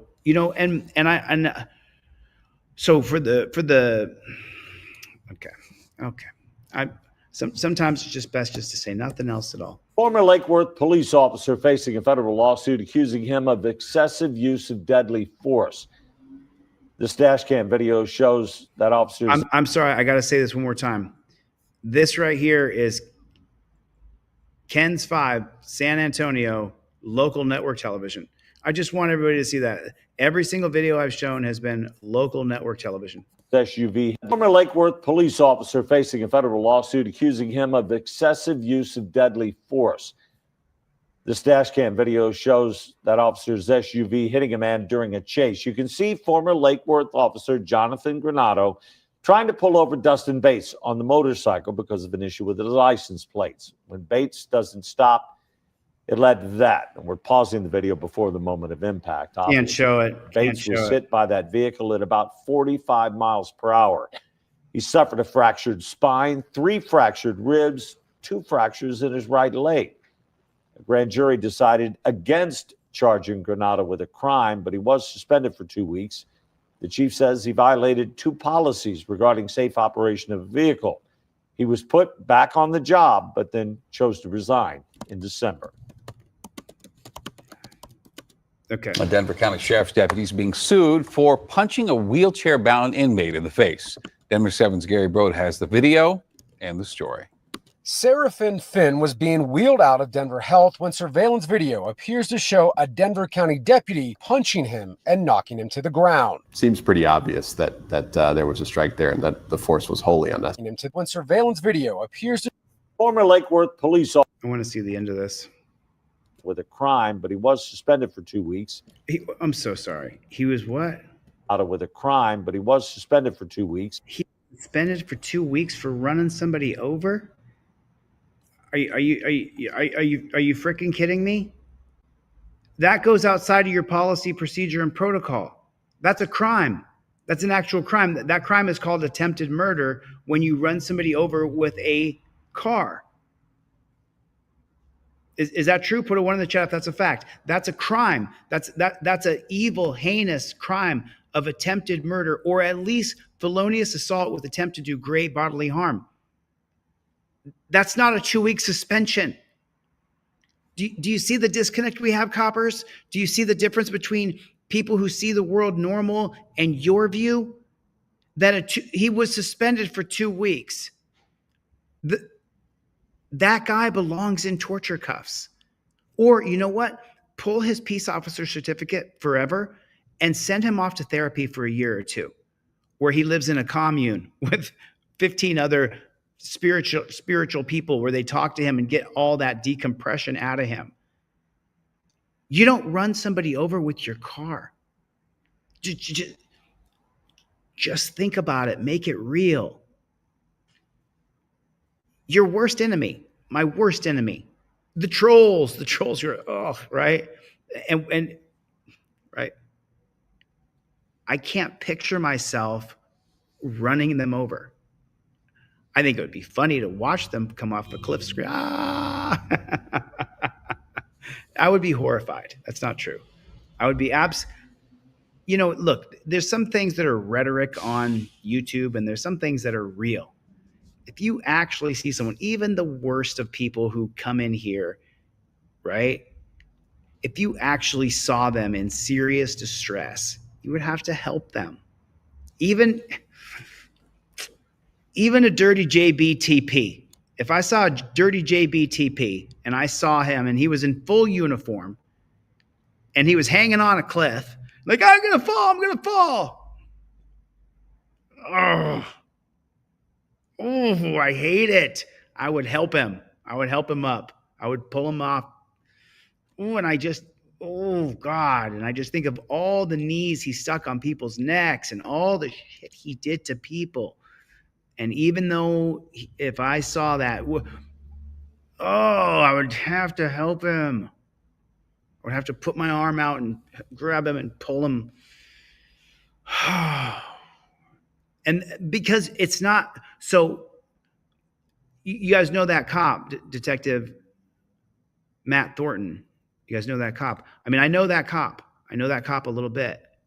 And he's a good dude. He's never put anybody in torture cuffs. He's a school resource officer. He's never cuffed anybody in his entire career. He's a cop.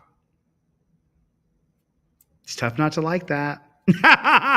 It's tough not to respect that. It's tough not to it's tough to be a hater. You know what I'm saying? So like even the worst, nasty, gnarly, disgusting troll monster that I see, right? I still would help that person if they were in massive distress. You can see it. I would have a hairball like a cat when I was done. All right, I'll stop just blabbing here. We'll go on to the next video. But I just wanted to comment. So for the good police, for the good cops, for all you good cops out there, the ones like Matt Thornton, okay? For all the good cops, we're just going to watch this over my shoulder right here. This dash cam video shows that officer's SUV hitting a man during a chase. You can see all the good cops, you just heard it. Copper hit a guy during a chase. See former Lake Worth officer Jonathan Granado trying to pull over Dustin Bates. Then you see that he fled from the traffic stop. He was running away. Everybody see it? I should make it big. Can you guys all see this? He's running away. Do you see that? He's evading police officers. You can see former Lake Worth officer Jonathan Granado trying to pull over. There's a human being right there trying to run away, trying to run across the street right there. You guys see that? We all see that, right? Dustin Bates on the motorcycle. And so then the copper is pointing his police cruiser, our car, with the reinforced metal roll bar front winch holder right there on the front, that metal pole right there. Issue with his license. He had an issue with his license? Granado trying to pull over Dustin Bates on the motorcycle because of an issue with his license. So he has an issue with his license plate. He was trying to pull him over because of an issue with his license plate.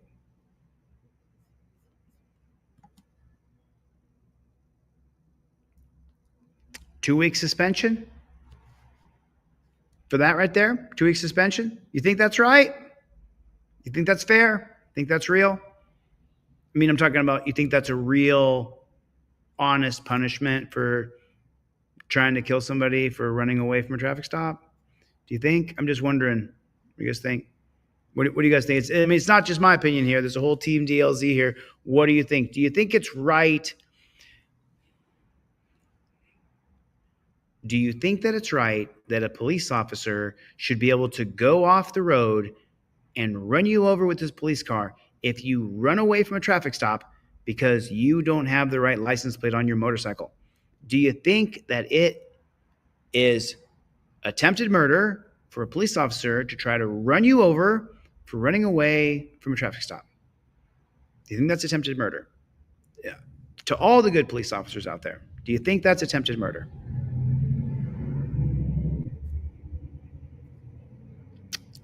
I don't know how much nicer I can say it.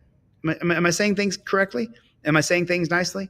I hope I'm saying it okay, in the proper vernacular, in the right nomenclature, for you to accept this message that this is attempted murder. There it is. There it is. They really want his ID, though, said the lost fool. Let's listen carefully to the state-run media reporter. When Bates doesn't stop, it led to that. And we're pausing the video before the moment of impact, obviously. Bates was hit by that vehicle at about 45 miles per hour. He suffered a fractured spine, 3 fractured ribs, 2 fractures in his right leg. The grand jury decided against charging Granado with a crime, but he was suspended for 2 weeks. The chief says he violated 2 policies regarding safe operation of a vehicle. He was put back on the job, but then chose to resign in December. Former Lake Worth police officer. I mean, I said what I said. Are you ready for the next? This is LVMPD again. The head of the union representing Metro police officers talking with our 8 News Now investigator Vanessa Murphy about what led up to the investigation into Sergeant Kevin.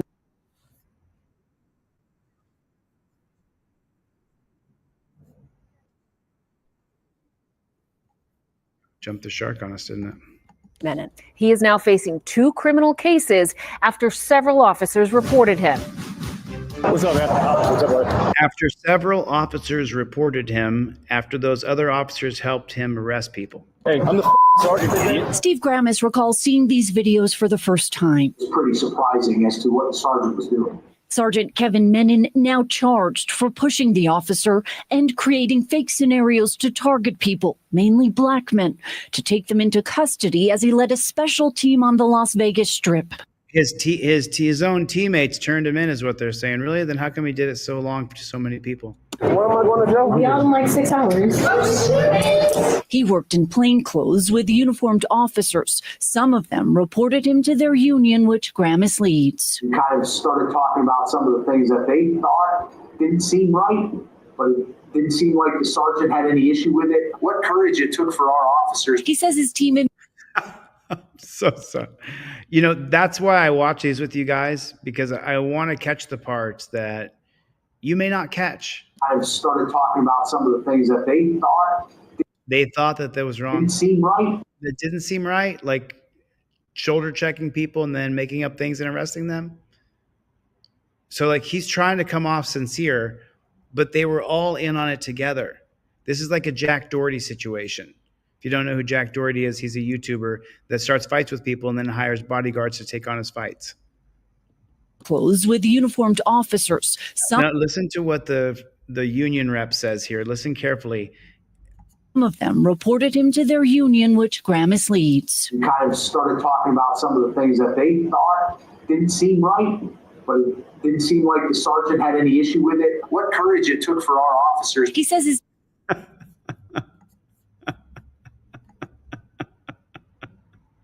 Oh, they're so brave. What'd they do exactly? They let this guy shoulder check people, make up stories about them, cause interactions with them, and then they were the arrest crew. They did arrest those people for nothing, right? They're so brave. You guys are so brave, man. The way you arrested those people that he set up, and then later you said, oh yeah, but we told on you. But didn't you arrest those people? Didn't you at the time go, wait a minute, didn't you just bump into him on purpose? Like, our cops are so brave what they did, how they came forward after they arrested people for no reason. His team immediately took action and informed Metro, kicking off an internal investigation, a criminal case, and later an indictment against Menon. The officers on that squad are receiving quite a bit of criticism for going on. Here's the arrest of Menon. Criminal case and later an indictment against. If you resisted this much in real life, he has such an ego, he can't even go with the pretending that he's a criminal, because criminals fold pretty quick. Menon. The officers on that squad are receiving quite a bit of criticism for going along with it in the first place. What would you say to that? That's a perfect pause right there. Whoa, why did they go along with it to begin? Huh? How come? Why were they there to begin with? What do they do?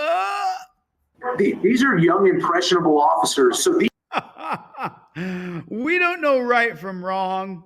These young men and women said, hey, I get it. He's our sergeant. He's leading us a certain way. But gosh, something just doesn't pass the sniff test. And so who do we turn to?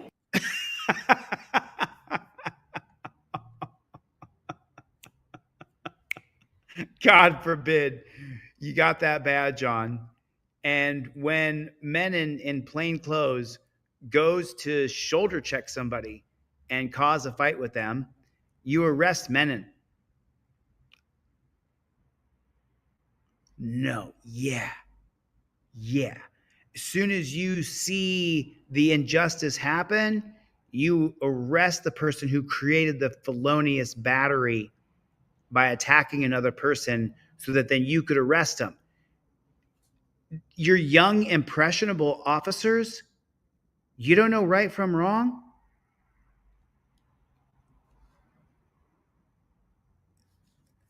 His excuse was that there's young, impressionable officers Receiving quite a bit of criticism. An internal officers on that squad are receiving quite a bit of criticism for going along with it in the first place. What would you say to that? These are young, impressionable officers. So these young men and women said, hey, I get it. He's our sergeant. He's leading us a certain way. But gosh, something just doesn't pass the sniff test. And so who do we turn to? God forbid you use that badge of justice. Forget using that. What are you talking about? Like, what are you even talking about? You could not put a 1 in the chat if you could not get me there. Hey, Chris Beaumont, I see you in there. Put a 1 in the chat if nobody could get you to say, hey, I'm going to pick a fight with somebody else, and then you arrest them. You're young, impressionable officers? Like, what's he talking about? I mean, I'm absolutely dumbfounded with this. I just can't get my head around how he just said that sack of shit with a straight face. And they turned to us, thankfully. No other officers face charges. Are you confident that no other don't miss that last part here? Us, thankfully. No other officers face charges. You mean, I'm so sorry. I hate to interrupt so much, but none of them knew about it? Nobody else knew this guy's setting people up and then we're arresting them? Nobody else should be charged? Nobody else knew? It was they're so fucking stupid. It's like that's the reason you don't have to have voter ID laws, because black and brown people, they would never figure out how to get their identification card. If you're a black or a brown person, hey, I understand that you can't get your identification card. You can't figure out how to do that, right? It's the biggest insult you could ever say, right? You don't know how to get your driver's license to vote? Like, it's just, I just can't, it's just, it's an insult. It's an absolute insult to,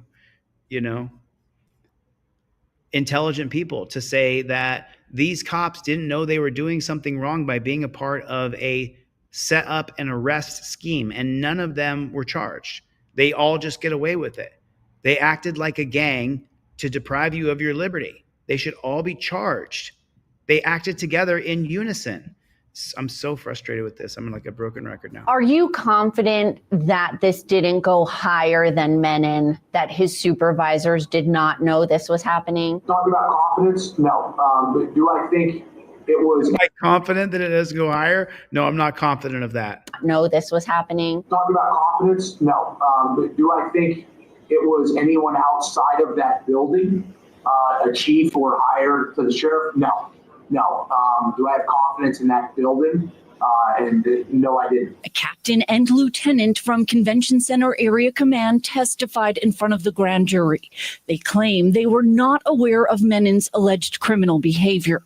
Menon pleaded not guilty Wednesday. How does this affect policing on the Strip and the view of Metro now? I don't think it does. I think you look at it from two lenses. One is our cops are going to go out there and they're going to enforce the laws on the Strip. This has put a spotlight on some nefarious actions the supervisor was putting the troops out there to do.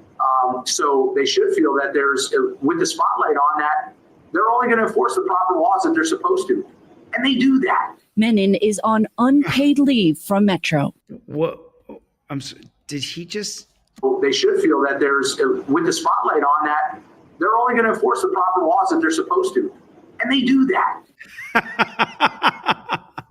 They're gonna only enforce the proper laws that they're supposed to, and they do that. He says with an emphatic, they do that. They do that. Do they? Is that what they do? It doesn't seem like that's what they do. It doesn't seem like that at all. It seems like there's a lot of JBTPs right there inside the coppers. It's pretty terrible. I got a couple of things that have been on my desktop. I've had them up here for like 2 or 3 weeks. And it's like, I haven't shown them yet. And I want to show them. So they're not quite as exciting a video, but this was something. You guys, Ronald Green was tracked down and murdered by the Louisiana State Police. He was absolutely stalked and murdered. And then this says the Louisiana State Trooper pled no contest Monday to significantly reduce charges that failed him jail time when he murdered Ronald Green. The first conviction of any kind prolonged police brutality case that once prompted national outrage. Yeah, they wait. They wait. Ronald Green was tracked down and murdered. I have the body camera footage. Corey York faced the most serious charges of the 5 officers indicted in the 2 years ago, and the body camera captured him dragging Green by his ankle shackles and forcing him to lie face down before he stopped breathing. But instead of the original felony charges of neglectful homicide and malfeasance, York pled no contest to misdemeanor battery for murdering a dude on camera. In exchange for a year of probation agreement to testify against the lone officer still facing trial, as long as I turn stool pigeon rat. The plea happened despite vehement objections from Green's family, which they said had been misled about the terms of the deal and robbed of the chance to see the felony charges play out in trial. They murdered him on camera. My family is a victim that we should have more say, said Green's mother, Mona Hardin, who refused to sign off on the last-minute deal that prosecutors pushed amid fears York would be acquitted in a conservative corner of the state. Oh, yeah, this is he straight murdered the dude. Like, he murdered him. You can't. There's just, I could show you guys that. I could show you the Ronald Green footage. I mean, what'd Bill O'Reilly say? We'll do it live. And we'll do it live. All right, and we'll do it live. Trying to censor myself for YouTube, not for X, not for people who are going to join on X and subscribe on X. I mean, can you get an honest cop channel on X? Because there's not one right now. The biggest channels there are gigantic cop channels, cop sucking channels. Gigantic. If you want a cop suck, oh man, there is a lot. If you drop down on your knees and you lick the boots, there's a channel for you. You could make a great cop channel. If you're willing to lick boots you'll be a huge star. All you have to do is get the body camera footage and then type something on there like, woman learns the hard way from the cops, right? And man, you'll be shocked. Hundreds of thousands, if not millions of people will follow, subscribe, like. Oh yeah. Oh yeah. If you're only willing to lick those boots, lick them, boy. You lick those boots, you suck off them cop sticks. You do that. And if you do that and you make videos like that, cops sucking, man, first you'll get tens of thousands. Then you'll get tens of thousands. And then you will get, yeah, so balloon thief, is balloon thief back? I see the balloons right there. So, yeah, balloon thief, someone had blocked you. Yeah, moderators, take it easy. You know, if they're mean and vicious, then you know what I mean. But otherwise, I am what I am. I'm going to run for office. There's going to be people who make memes of me. It's going to be all kinds of weird shit people do, and there's nothing I'm going to be able to do about it. So we got to just let them a little bit. But, and I know balloon thief is a troll. I know that. I know you're a troll, balloon thief. I get it. If you get too annoying, you're going to go in timeout, bro. But that's fine. Whatever. I know there are trolls, and there's nothing. They're everywhere. Nasty little critters. But you know what I'm saying. I know balloon thief. You know what I'm saying? I've been around, bro. I've been around. I know, dude. I know. But that's okay. That's okay. I'm not blocking. I'm busy doing my thing, and chat says plead the fifth. Thanks for the super chat, plead the fifth. I appreciate it. Nice to see you. Yeah. Yeah, Joel, if you're on Team DLZ, cancel Patreon. If you guys are on my Team DLZ, don't be on Patreon. So yeah, 100%. 100%. If you're on Team DLZ, then just be on Team DLZ, because I've just been crying the last few days. I haven't been doing anything. I haven't even the last couple of days I've been in like a really serious depression because of Charlie. So I haven't got really much of anything done other than a few things. I'm always doing something, but it's like those days, you know what I mean? Those days when your dog's dying, you know, it's tough. I hope he doesn't die. So be it. We don't stop. And I love my dog, but I don't want to talk about it. I don't want to talk about it. I don't want to talk about it. I don't want to talk about it. This guy's a real piece of work. Now suspended without pay after his story about being shot by a bad guy came under investigation by the district attorney of Nassau County. New York trooper Thomas Macia claims he was shot last week while on duty along the Southern State Parkway on Long Island. But now there are new questions. Did this really happen or did it not? It did not happen. Just like I don't know who blocked Balloon Thief, but I would got whatever. I'm glad you're here, Balloon. News anchor Tanya Rivero in the newsroom right now with these disturbing new details. Tanya. Well, Bill, Trooper Macia received a hero's send-off as he left the hospital last week and headed home to recover. But fellow troopers raided that home as his story of what allegedly happened on the highway is called into question. Can you imagine what this gang member did? I mean, you guys tell me what this gang member did to make the other gang members not like him. New York State trooper vehicles parked That's not me. It's outside a trooper's home in West Hempstead.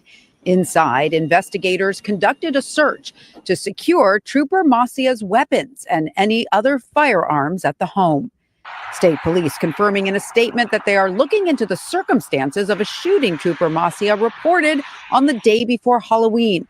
He called in to say he was shot in the leg as he tried to help who he believed was a stranded motorist along the Southern State Parkway. On Friday afternoon, fellow troopers saluted and cheered him as a hometown hero as he left Nassau University Medical Center.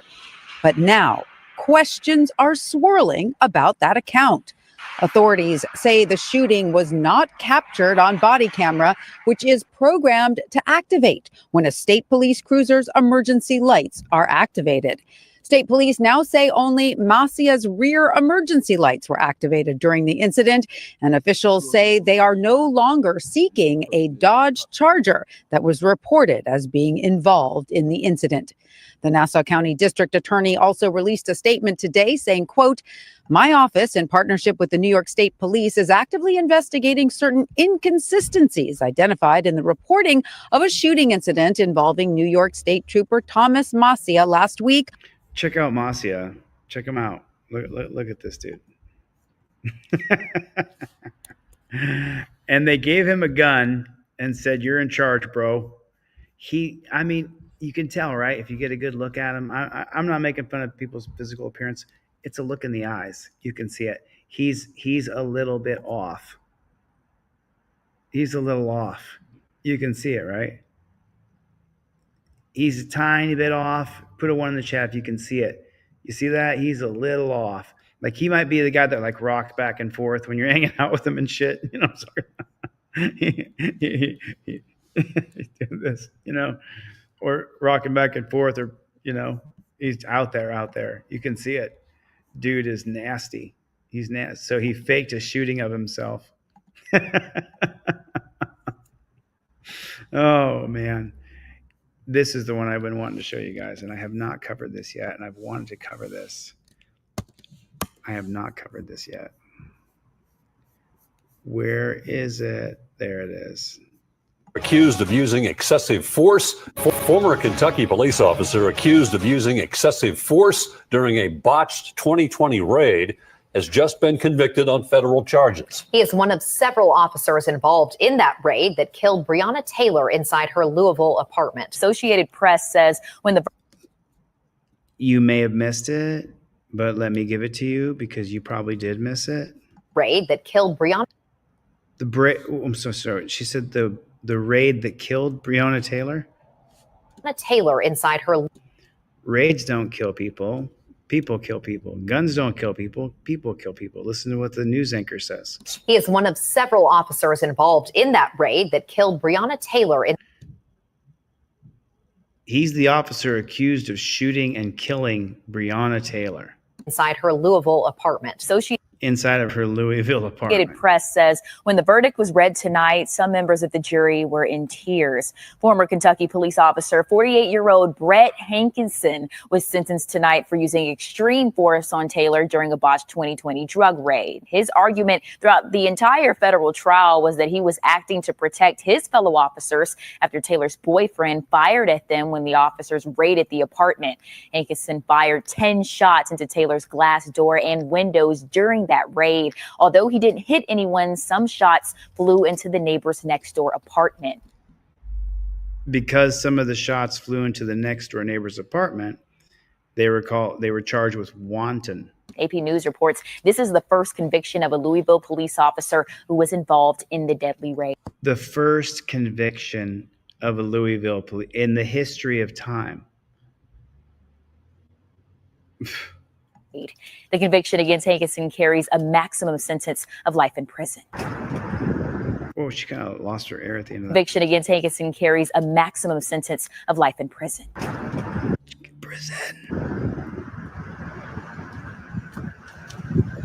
Mr. Hankinson, do you have any comment to this? Don't have any comment. Murderer. Murderer. Murderer. Are you surprised by the verdict? Do you think you'll serve life in prison like you should, murderer? Oh, and by the way, you know, this isn't his only gig. This is Brett Hankinson. I'll finish this. Did it surprise you at all? He was also caught up in something else. I'll show you in a second. And you hear Jack Bird, Brett Hankinson's lead attorney there, saying no comment. 1 second. Let's go through the timeline right now, Isaiah, because it was a roller coaster. And we've put it on the screen for you to go through the exact timing of how this day played out. Yeah, Doug, it was just before 1 p.m., 1 this afternoon, that the judge got a note from the jury saying, essentially, we cannot come to a verdict. I think the exact words, I actually have it up here. The jury essentially saying they're deadlocked. They can't come to a unanimous agreement, a unanimous decision. Then, fast forward about 6 hours, the jury then says they disagree on one count. So what does that mean? Then they continue to deliberate. An hour later, the jury returns that partial verdict, initially finding Brett Hankison not guilty of the charge involving the neighbors. And then a couple hours later, that shocking moment, the judge reading the verdict, guilty, convicted on the charge directly relating to Breonna Taylor. Former Kentucky. Yeah, he's a murdering piece of trash. Former LMPD officer Brett Hankison under the So this is 2020. spotlight once again. A lawsuit accusing him now of sexual assault, but the lawsuit also names the former chief and others at LMPD who they say should have known about and stopped Hankison's conduct more than 2 years ago. Jessie Cohen's been digging into the details all day, and she's joining us live from St. Matthews, where all of this begins. Jessie? Hey, Doug. Well, Brett Hankison, former LMPD officer, is one of the officers that was involved in the Breonna Taylor case. He was also fired from his job just a few months after that March 13th shooting. But this lawsuit here tonight has nothing to do with that case. Rather, it brings us back here to St. Matthews in April of 2018. It was a Friday night, April 20th, 2018, at this Tin Roof restaurant and bar where this lawsuit begins. That's because a Louisville woman says that's where she met off-duty LMPD officer Brett Hankison, who was working security detail in his uniform. He's a real piece of trash. Only to leave the bar hours later. Now he's being accused of using his former position to sexually assault this woman. For the last 2.5 years has been struggling with that. Sam Aguiar is representing the woman who was 22 at the time of the alleged incident. There's a pattern in practice. He basically had a playbook where he would be working, he was sober, he would meet women, he would add them to his Snapchat, he would befriend them, he would build their trust. And then he would just wait until the end of the night, and he would pick out women who'd been drinking, looked like they were intoxicated, and offered. He's a real peach, man. This guy's a real peach. To take them home. And that's what this woman says happened to her. Walked her inside, didn't leave, sexually assaulted her. Aguiar explains the then law student was in a relationship and thought this gesture would be nothing more than a ride. And when he offered to take her home. Don't get in the cop car. Don't get in the cop's car either. She was thrilled. It was a police officer. There was a sense of trust there. She didn't have to. Don't trust cops. I mean, come on. I shouldn't have to come on screen to say this. I should be able to say this behind the screen. Unfortunately, cops are just like that bag of M&Ms. Do you remember the bag of M&Ms? I'm going to give you a bag of M&Ms and only 30 of them are poisonous. How many do you want? That's the same thing here. You can't trust a cop. I wish you could. I wish you could. I wish you could. I swear to God, I wish I could trust police. That's an absolute, total, complete truth right there. Dropping truth bombs right here tonight. To pay for an Uber. She was a broke law student. Aguiar insists that LMPD knew about similar complaints against Hankison, saying this lawsuit sheds light on a systematic issue within the department. So part of this lawsuit relates to LMPD's failure to supervise and monitor Brett Hankison, failure to investigate him, failure to report him, and basically ratifying his conduct to the point where he knew he could get away with anything and everything that he wanted to without being held accountable.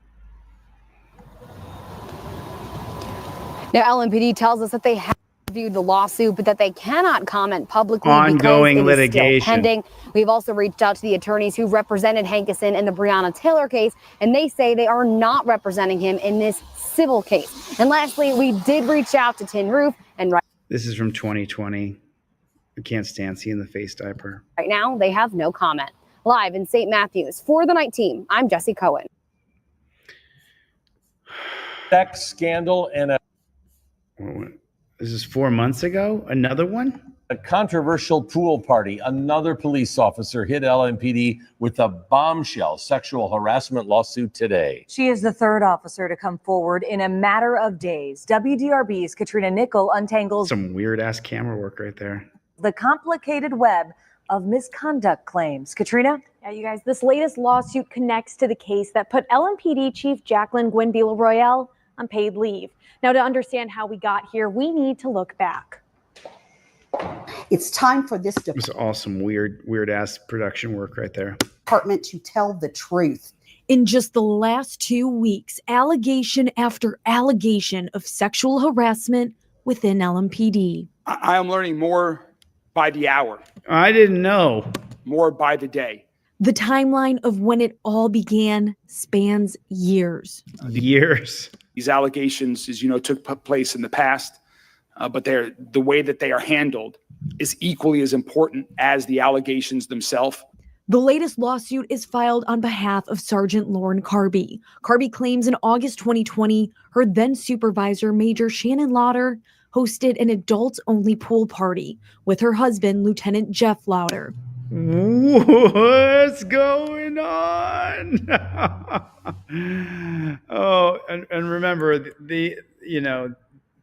those are their Instagram filtered. You can see it. They wanted an adults only party at their pool party. The two are alleged to have an open marriage, and It just gets richer. Carby claims Jeff made sexual advances towards her. This lawsuit makes it very clear. Oh, I see. So they're freaky deaky, and then they end up working with this chick, another pigtail. And so then they're like, okay, I'll get together with Lauren. So Jeff's like, yo, Lauren, me and Shannon swing. So why don't you come swing over here, babe? And Lauren's like, wait a minute, I just signed up to be a stormtrooper. I didn't know I was signing on to some sort of sexual fantasy between you and your cop wife. I mean, do they go through the whole dress up thing with each other? So these are freaky deaky copies. Made sexual advances towards her. This lawsuit makes it very clear that Major Lauder sexually harassed and retaliated against my client. Carby claims Major Mindy Vance pressured her to confirm details about the pool party. What's up with this police department? Just hires these little. You know what these chicks look like? She looks like the Law and Order cop, right? Like just one of them that would come in. You notice them? Look. Look. They're all like these little. Well, they're not. They're more like trolls more than Barbie dolls. In a confidential, Pierce pressured her to confirm details about the pool party in a confidential peer support process. A professional standards unit investigation was launched in the fall of 2022. They better not be having freaky pool parties. We now know the officer overseeing that investigation was Major Brian Kerger. I didn't find anything wrong. I took a look at everything. Seemed good to me. Let's go. People really understand the dynamics of the department. So she's suing now because he was the guy that investigated it. And was Major Brian Kerger. Brian Kerger, I took a look at the investigation. I saw the freaky deaky things. I saw the handcuffs. I saw the sticks. I saw it was like a Diddy party. And you know what? I was like, I don't see any wrongdoing here. What you're not doing on the force when you're working, I think it's just perfectly fine. I found no wrongdoing here. He didn't read the text messages and go like, oh, they're trying to get you to be freaky with them? Yeah, that's not good. You can't do that. You can't do that. But no, he didn't see anything wrong with it. So now they're suing. If people really understand the dynamics of the department. Oh, no, we do, honey. We do.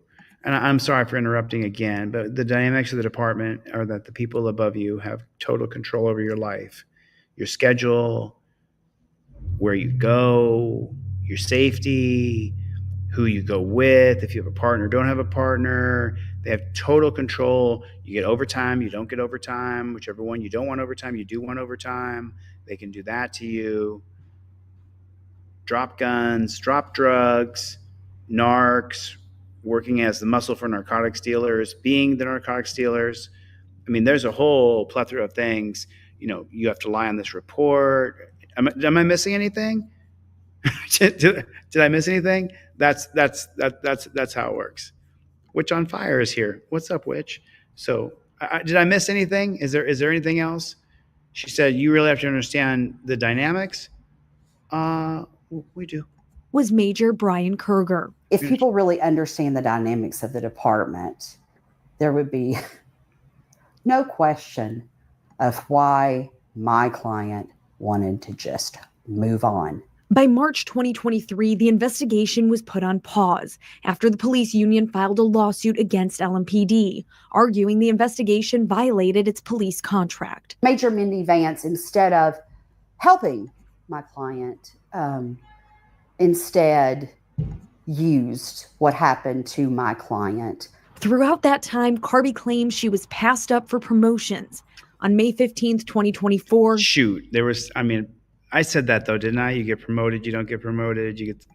Carby filed her own official complaint about the pool party. Just a few days later, on May 22nd, Major Shannon Lauder claimed she was sexually harassed by Major Brian Kerger during an LMPD command staff meeting. The same major who years earlier investigated the pool party. Shannon.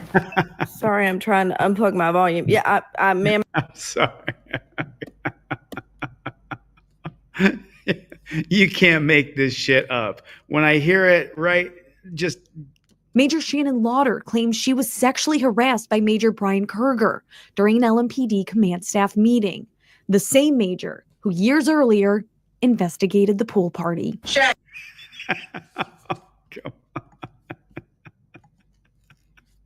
Does anybody else find that funny?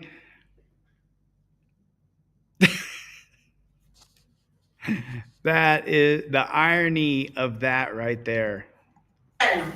Sorry, I'm trying to unplug my volume. Yeah, ma'am, I cannot work with Major Kerger. He has sexually harassed me and attacked me, and I cannot work with him. On June 12th, Mayor Craig Greenberg suspended LMPD Police Chief Jacqueline Gwen Royale for her handling of Lauder's allegation. So a woman told another woman and a black woman,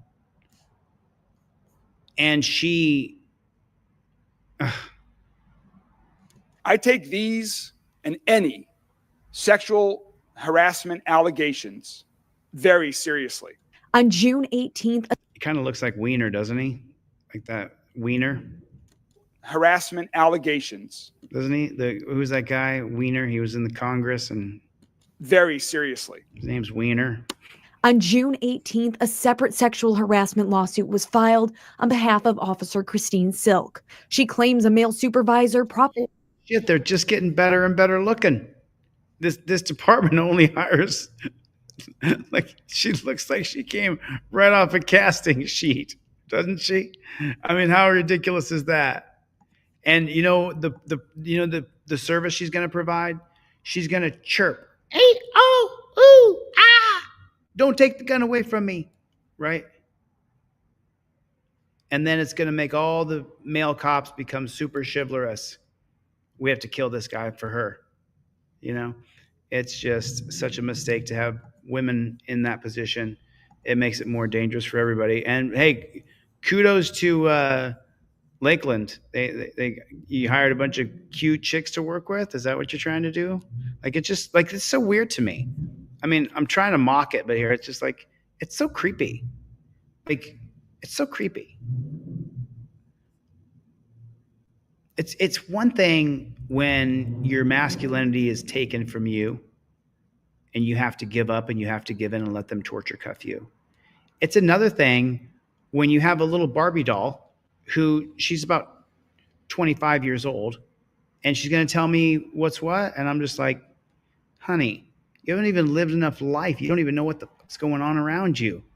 Positioned her and sent her nude photos. What? 18th, a separate sexual harassment lawsuit was filed on behalf of Officer Christine Silk. She claims a male supervisor propositioned her and sent her nude photos, and another spoke to her inappropriately.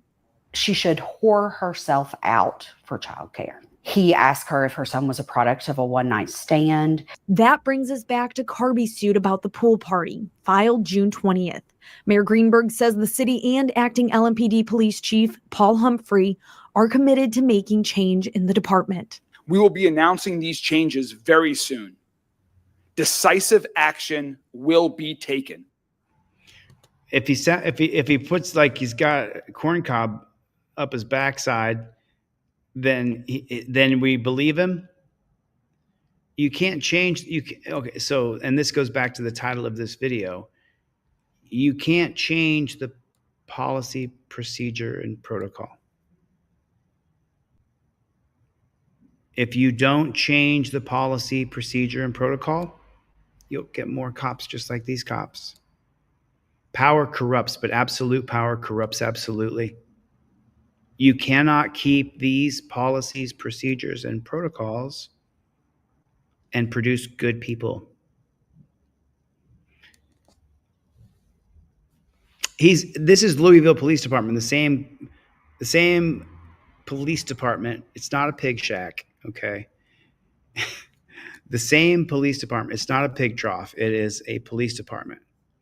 So I can't get Team DLZ to come back into the chat, Joel. Joel Juffus, what's going on, brother? How you doing, Joel? Everybody say hello to Joel. What's up, Joel? What's going on, Playboy? You see what I'm saying? You can't have these policies, procedures, and protocols and think that the fruit that you bear will not be rotten. You could take a good person who signed up to be a copper. Everybody welcome Sean. Thanks for coming, being a new member. So, and then think you're going to be a good person as you're implementing I'm going to take the nightstick with two hands and baseball bat, and I'm going to baseball bat you with this nightstick. So I remember I was giving away 4 or 5 more trifolds. So I'll give them away. Go to my website, go to deletelaws.com. For those of you who can afford to buy one, get a trifold, learn to invoke your Fifth Amendment right, watch my videos, how to use your trifold, use your cell phone. This is the reason, I think this is the reason why so many people, Joseph Barbini gifted it. We're going to do another video, but you have to understand the trifold has 12 different Supreme Court cases on it that you should have. Use it with your camera, watch my videos, put a 1 in the chat if you have a trifold. Maybe this is everybody here already has a trifold, but you should have one. And I'm going to give away 4 more of these trifolds tonight, 4 or 5 more. I can't remember which one. So shoot me an email with your full shipping address, your username, and you got to be here at the end of the live stream. What's up, Playboy? And then I'll say your name out loud, and I will give you a free trifold. I saw this crazy thing today. I'm not going to show you the crazy thing. I don't know if that's right. You know what I'm saying? Like,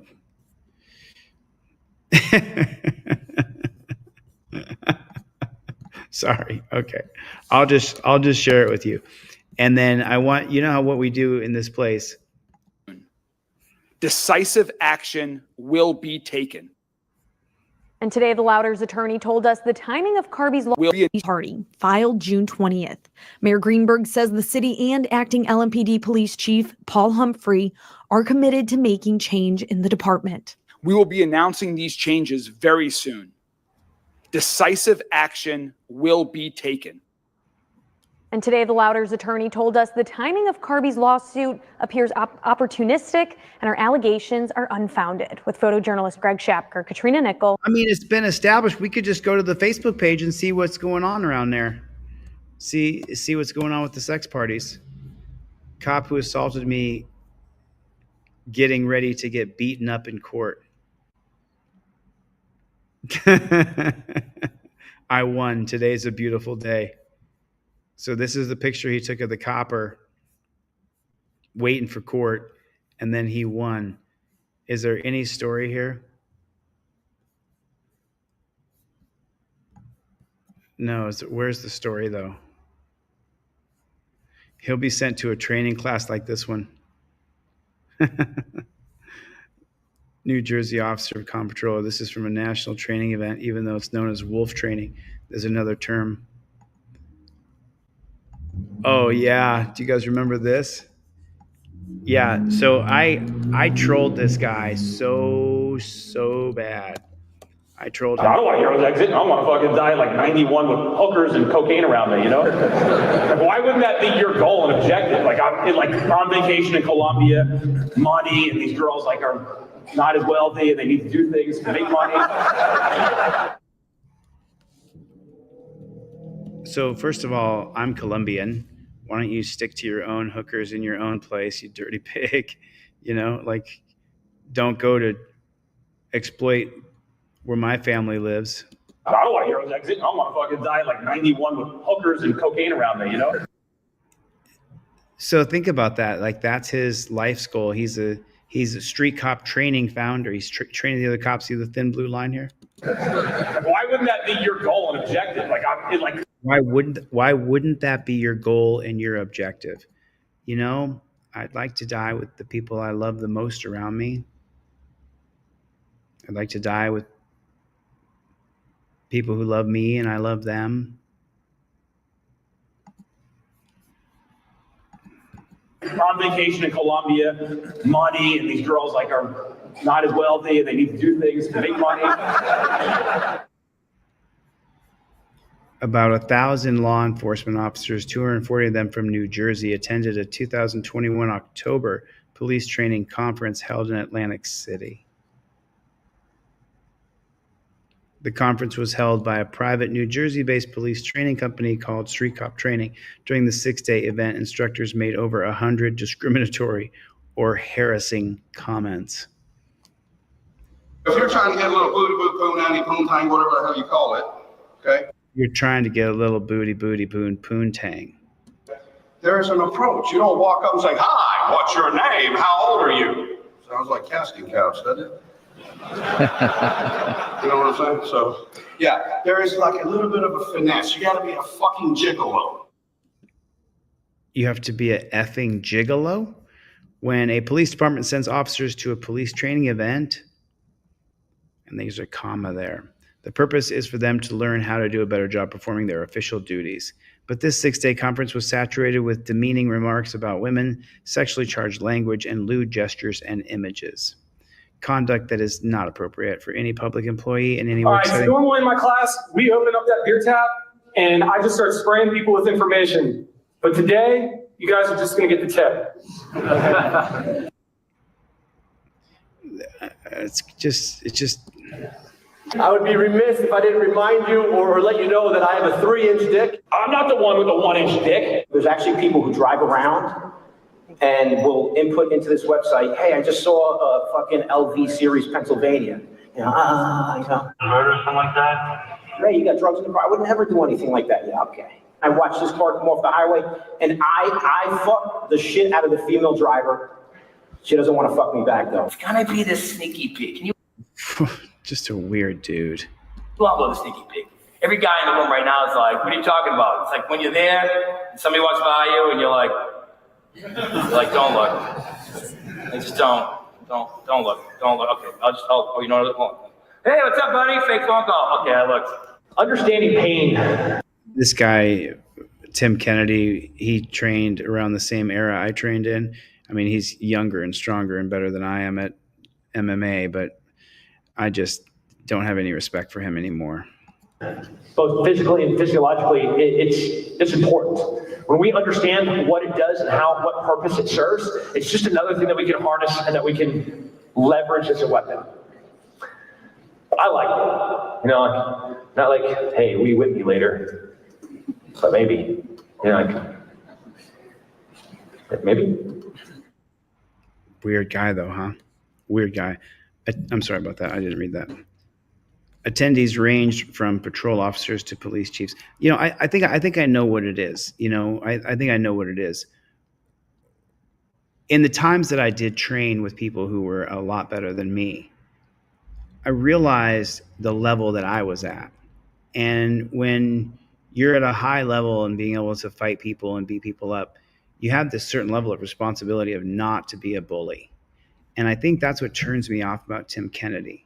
You know, I never got to train with him, but I would have liked to. But maybe I wouldn't have now, that he's such a bully and he's such a creeper. And it's a turn off for people who are actually strong and can do damage to people to want to do damage in an authoritative way using a badge. Oh, you know what? Hey, what's up, buddy? Fake phone call. Okay. You want to hear what Tim Kennedy said here at the beginning of this? Understanding pain. Understanding pain. Physically and physiologically, it's important. Understanding pain physically and physiologically. We understand what it does and what purpose it serves. It's just another thing that we can harness and that we can leverage as a weapon. leverage pain as a weapon. Like, he disgusts me. I like it. Like, not like, hey, will you whip me later? And that just got creepy. I didn't really hear the beginning of this first time. Now I just heard it. And now he's talking about leveraging pain, right? But then he wants to be cute on stage. I like it. Like like, not like, hey, will you whip me later? So maybe, like, maybe. That was just creepy, dude. No one complained about this training to their departments. The point needs to be to retrain attendees so they can. Wait a second. Sorry about that. It's going too fast for me. None complained about this training to the department's OSC investigators found. Nobody complained. They were like all peas in a pod. It worked out just fine for them. They loved it. The point points to the need to retrain attendees so they treat colleagues with respect. Yeah, because he was like talking about pain and then creepiness of spanking him. Weird. Fostering a work environment that's free of discrimination and harassment and sensitive to the needs of New Jersey's diverse population.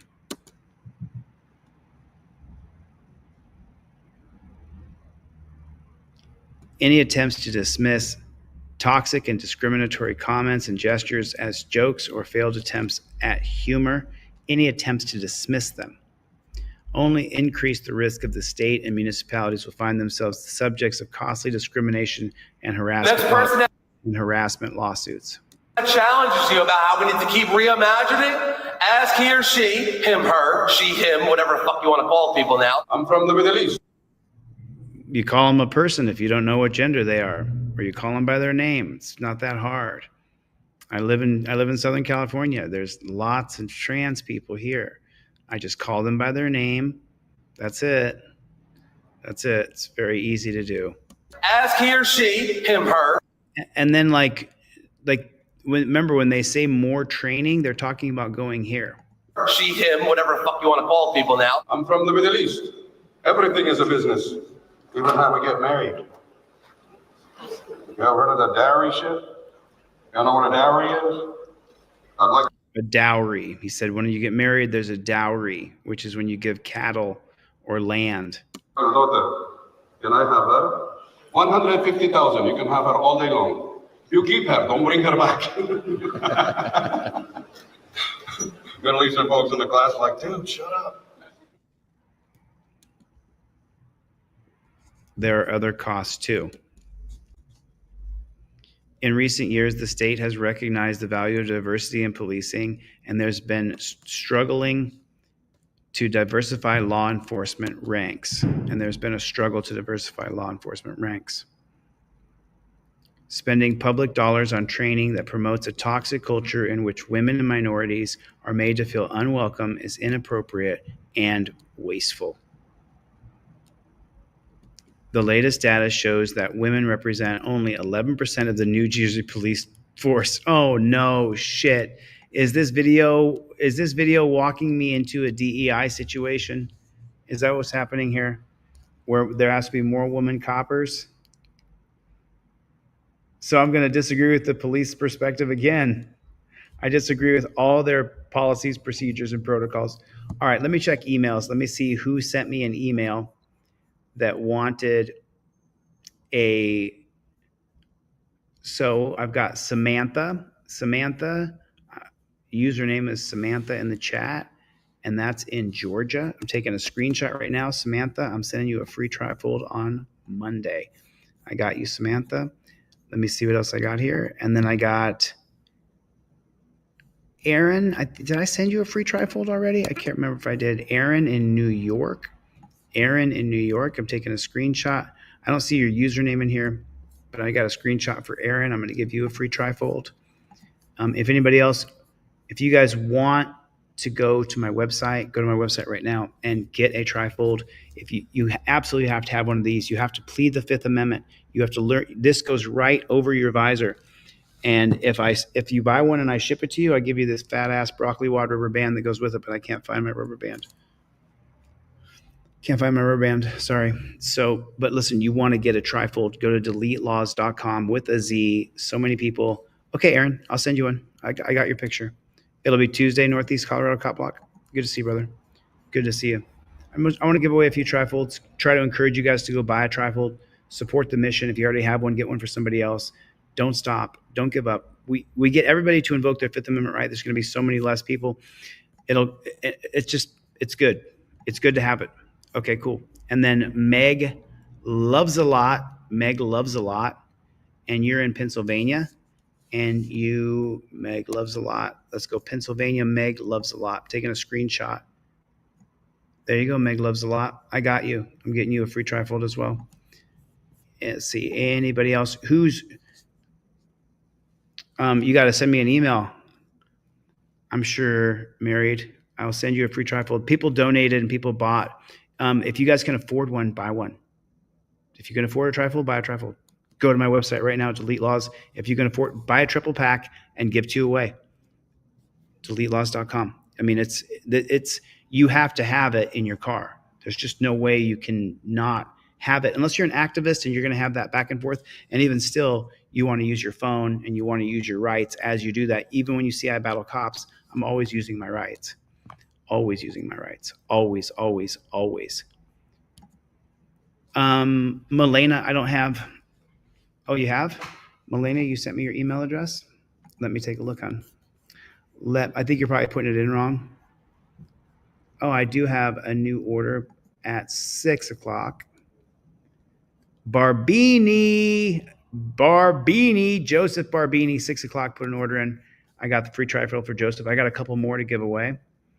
And then Michael in Denver, Colorado. Got a trifold. So that means I have 3 more or 4 more trifolds to give away. I have a trifold. Good. Super stoked. Super stoked. Joseph Barbini. What is going on? Buy one, ship one free. That's exactly correct, Balloon. That's exactly correct. What's the matter, you, Danelle Brown? Milena, I don't know if I got her email or not. Thanks for getting me back on course. I did not see. Give me the first 3 letters of your email in the chat so I can see. My friend. So I can see. I don't have you. Let me check my spam folder. DeleteLaws@gmail. I'm opening my spam folder now. Milena, I got you right there. Oh, Milena, I just sent you a trifold. 100%. Because I had to switch your little thing. But I'll check my shipping log, but I shipped your trifold yesterday. I'm like 99.9% sure. Don't get me wrong, you can always make a mistake, but I took a screenshot of your address again, Milena, and I will send off another one if I didn't send one already, but let me see. I'm pretty sure you went to the spam folder, and then yeah, there's a few people here in the spam folder. Okay. Jamie, I'm going to give you a free trifold too. Jamie's going to get a free trifold. I don't know. Okay, so there that is. 1 second. Jamie in New York. Got you, Jamie in New York. I got Jamie in New York. Where are you, Jamie? In the chat. Rights On, been a member for 27 months. That's crazy, dude.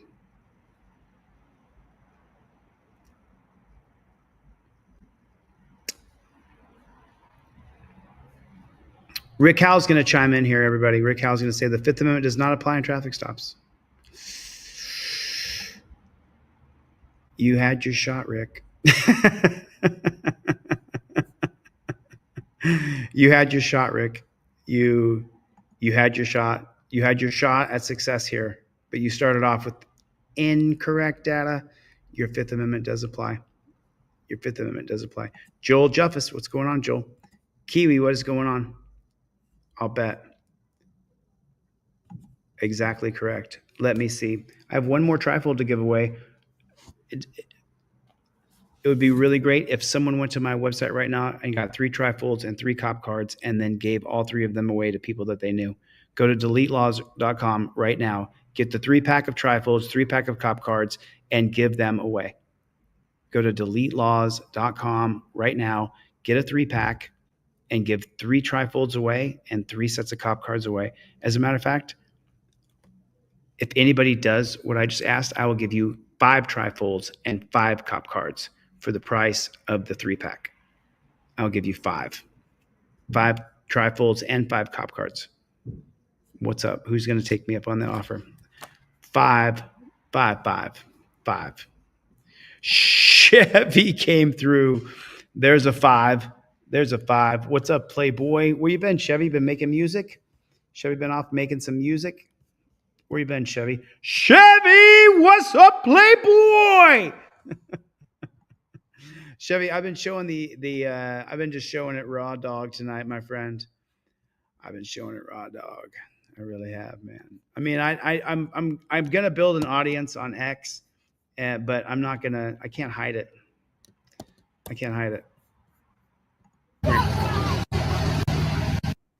It says the headline for this was "Cops Body Cam." Thanks, Chevy, for the super chat. Appreciate it. Gotcha, Jet. Gotcha. You're good, dude. You're all right. You're okay. Kimberly, you're all right. Chevy coming through with the big. Cops body camera showing the moments immediately after he killed a man. Wow.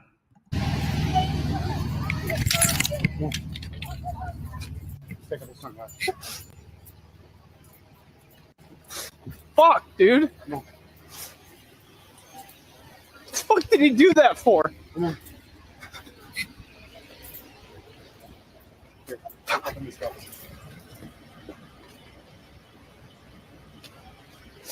Hop in this car. Go, see. Here, hop in.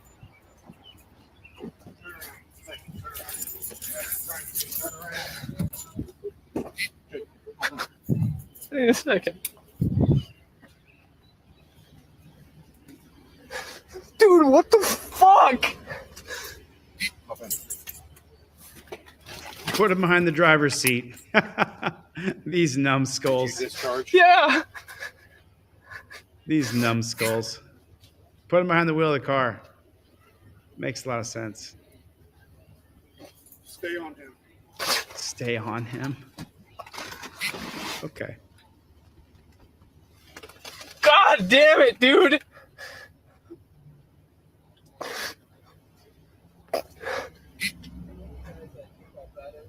Yeah, I'll get it. 820. 20, go ahead. You're right, brother. Dude, what the fuck, man? You did what you had to. What the fuck did he do that for? Take some deep breaths, brother. Just breathe for me, man. Breathe. Keep breathing. Who are you? That's my sister. You just stay back here for now. So this guy killed somebody. Fuck, dude.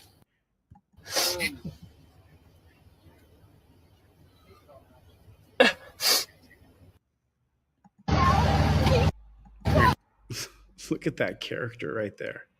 Look at that, getting dressed up like that. It's a clown costume. That's an absolute clown costume. Could you even imagine that if they told you to get dressed up in like this? What would you say? Look at him. Look at him. What a fucking moron. I mean, why would you I can't figure out why you get dressed up like that. That just blows me away. I mean, each to their own, I guess. If that's what you want to look like, it's up to you. Oh, fuck. Oh, shit. Stop! I'm crazy!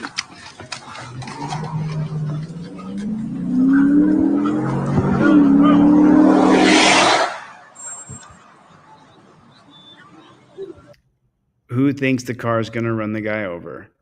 Who thinks the car is going to run him over? Put a 1 in the chat right now if you think the car is going to run him over. Oh, fuck. Oh, shit. Oh.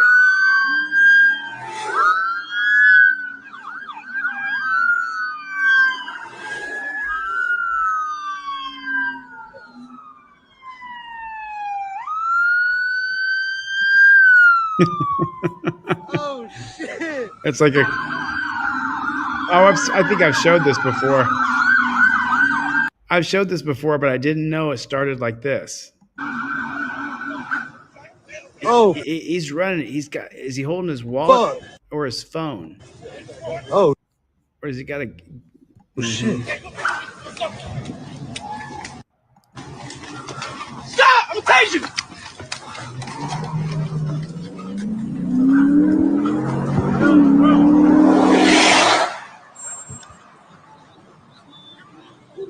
Oh, fuck. Oh, shit. Oh.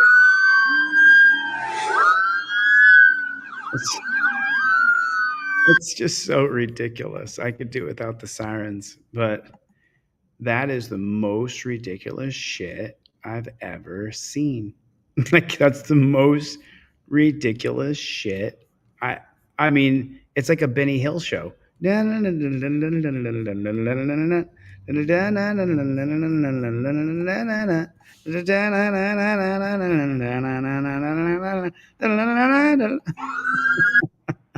remembers it? Put a 1 in the chat if you remember it. If you remember you remember. I don't have any shirts in right now, Joseph. I'll double check. I got a double XL hoodie, I got triple XL, and I got a small. Those are the 3. And I got all sizes of women's shirts. I have all the little V in them. I got all women's shirts. I have all sizes except for a triple X. I don't have triple X in women's shirts. That's what I've got. I mean, ridiculous. Tonight, Gabrielle Geddes has been going through this investigative file today and tells us more about the LMPD audio interviews.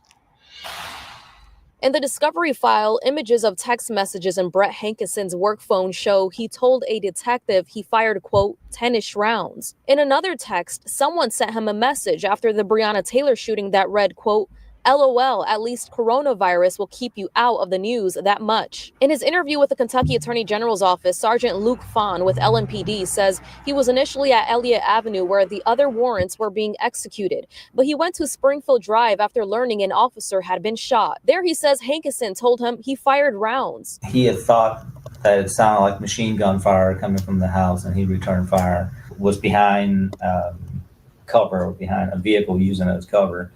And he still had his gun positioned towards the apartment. In another interview with the AG's office, Detective Kelly Goodletts, who's a member of LMPD's Place-Based Investigations Unit, says she worked with Detective Joshua James, who obtained the search warrant for Taylor's apartment. She says Sergeant John Mattingly told them to check with Shively Police to make sure they're not working on the same target. She claims she called an officer at that department. It ended up not being the same person. So he was like, work it if you want to, like, it's not going to affect us. She backs James's claim that he checked with Mattingly to verify packages were being sent to Taylor's home by main target Jamarcus Glover. Sergeant Mattingly in passing was like, sorry about the confusion, I misunderstood, but I verified he was getting packages there. Who said that? Sergeant Mattingly. Told you that? Told Josh that, and I heard it. In October, Mattingly's attorney told WHS 11 the sergeant was not involved in securing the warrant. LMPD Chief Deputy He looks like such a winner, doesn't he? He looks like such a good dude, right? Like, he's the guy that you would be like, dude, get your underwear from underneath the toilet. Come on, man. WHS 11, the sergeant was not involved in securing the warrant. LMPD Chief Deputy Levita Chavis says she was with Detective Kelly Goodlett at Elliott Avenue, but Chavis didn't review the warrants. But she went to Springfield Drive after Mattingly was shot. She told investigators she's surprised Major Kim Burbrink, who was in charge of the PBI unit and the officers involved in the shooting, was not there. I did not ask her. I was a little upset about it, a little pissed, had planned on talking about it. Like, hey, but that should have been something that should have been done to me. Okay. We'll say that. I do want to quickly mention, our friends off in the Northeast. No, we're not staying here. We're still cruising. We still have video. We do continue to follow the developing story as the prison sentence for the paramedic convicted in the death of Elijah McClain has been vacated. Peter Kachuniak will now serve a 4-year probation period. Your reporter in Aurora, Michael Beta, has more on this with reaction from those who say they're still fighting for justice for Elijah McClain. Oh, you mean they let everybody off the hook? Yep, they did. The NAACP says this is an outrage. Anger and hurt. Dr. Thomas Mays, the vice president of the NAACP for Colorado, Wyoming, and Montana, says his community had no idea former Aurora paramedic Peter Chikuniak was even trying to get his sentence vacated. So late Friday afternoon, when he learned one of the men found guilty of contributing to the death of Elijah McClain would soon be getting out of prison, he felt a rush of emotions. And he says Elijah's mother is even more heartbroken. I know she's not healed, and this kind of pulls a scab off the wound that was healing. A jury found Chikuniak guilty of criminally negligent homicide last year.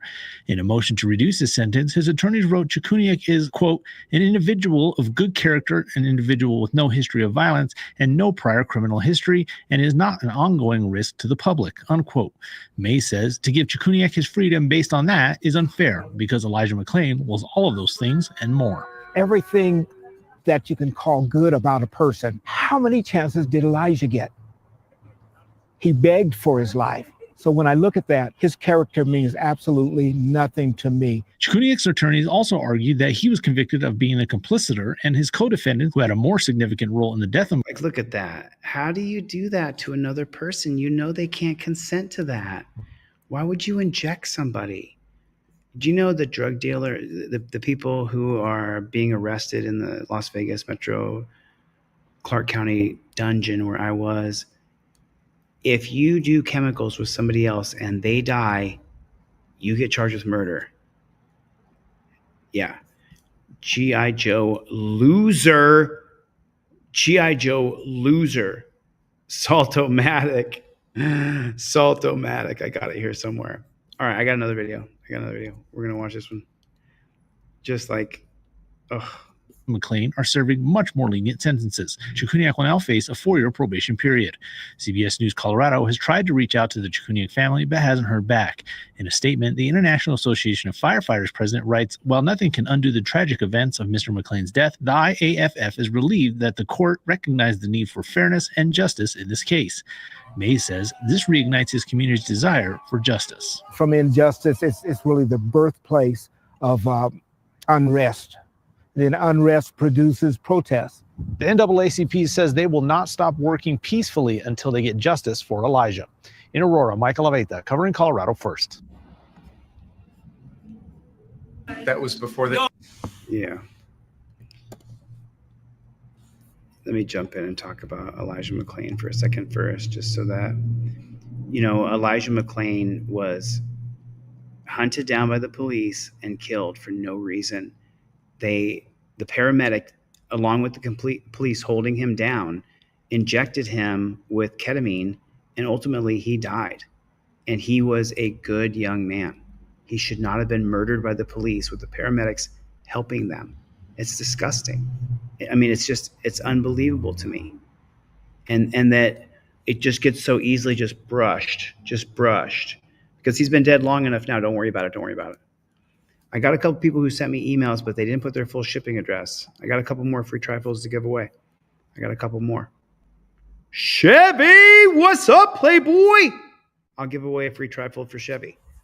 So send me your full shipping address. Make sure you put your full. I replied to 3 people, and you didn't send me your shipping address.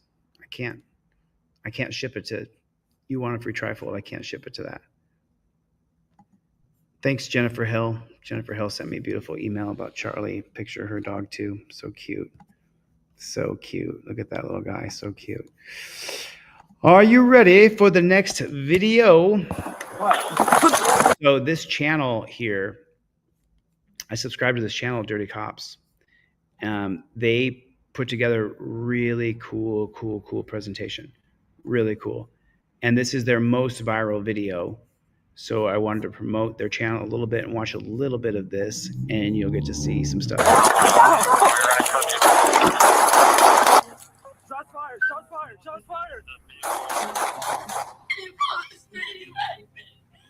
A head R2. Okay.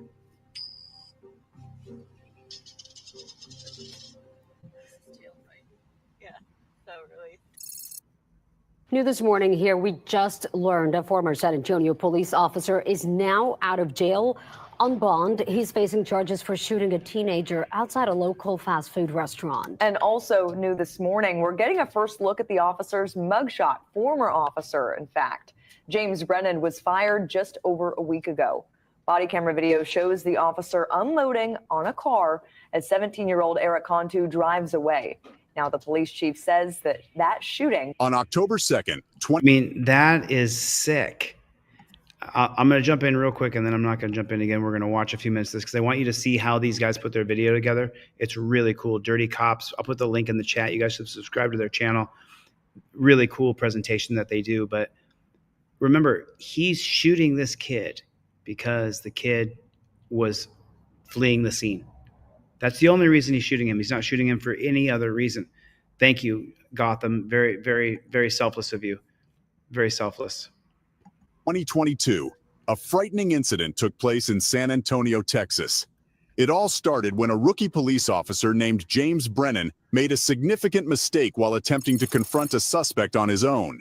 Officer Brennan had only been on the force for 7 months, and the situation quickly escalated beyond his control. The incident occurred around 10:45 p.m. at a McDonald's in north central San Antonio. The police had received a call about a disturbance at the fast food restaurant, so Officer Brennan was dispatched to the scene. Here's where things took an unexpected turn. When Brennan arrived, he mistakenly believed that he had spotted a stolen car that had been involved in a getaway the day before. However, as it turns out, the car was not connected to the disturbance call, and investigations later revealed that it was not actually stolen, even though its registration plates didn't match the vehicle. Unaware of this information, Officer Brennan became nervous, assuming it was the stolen car he was looking for, and he called for backup to assist him with the situation.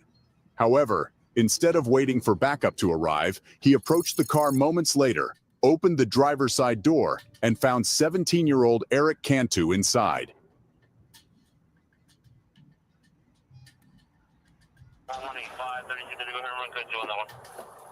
As the car door remained open, Cantu made a sudden decision to reverse the vehicle and try to escape.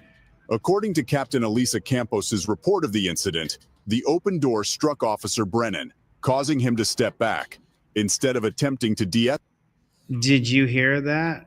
Listen carefully to the words. Try to escape. According to Captain Elisa Campos's report of the incident, Captain Elisa Campos' report of the incident said what? The open door struck Officer Brennan. It struck Officer Brennan.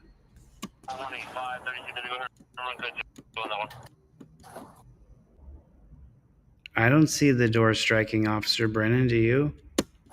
As the car door remained open, Cantu made a sudden decision to reverse the vehicle and try to escape. According to Captain Elisa Campos's report of the incident, the open door struck Officer Brennan, causing him to step back. Instead of attempting to de-escalate the situation, Officer Brennan chose to shoot at the vehicle while the young driver was pulling away in reverse.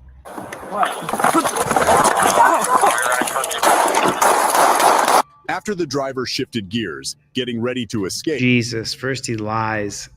He never got hit with the door. And then he just goes crazy. The driver was pulling away in reverse.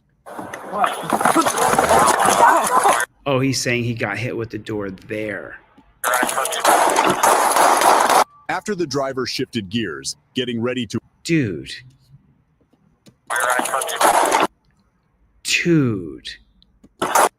He missed that one. He missed that one and that one. Shooting at his head from that far away, he missed. He missed.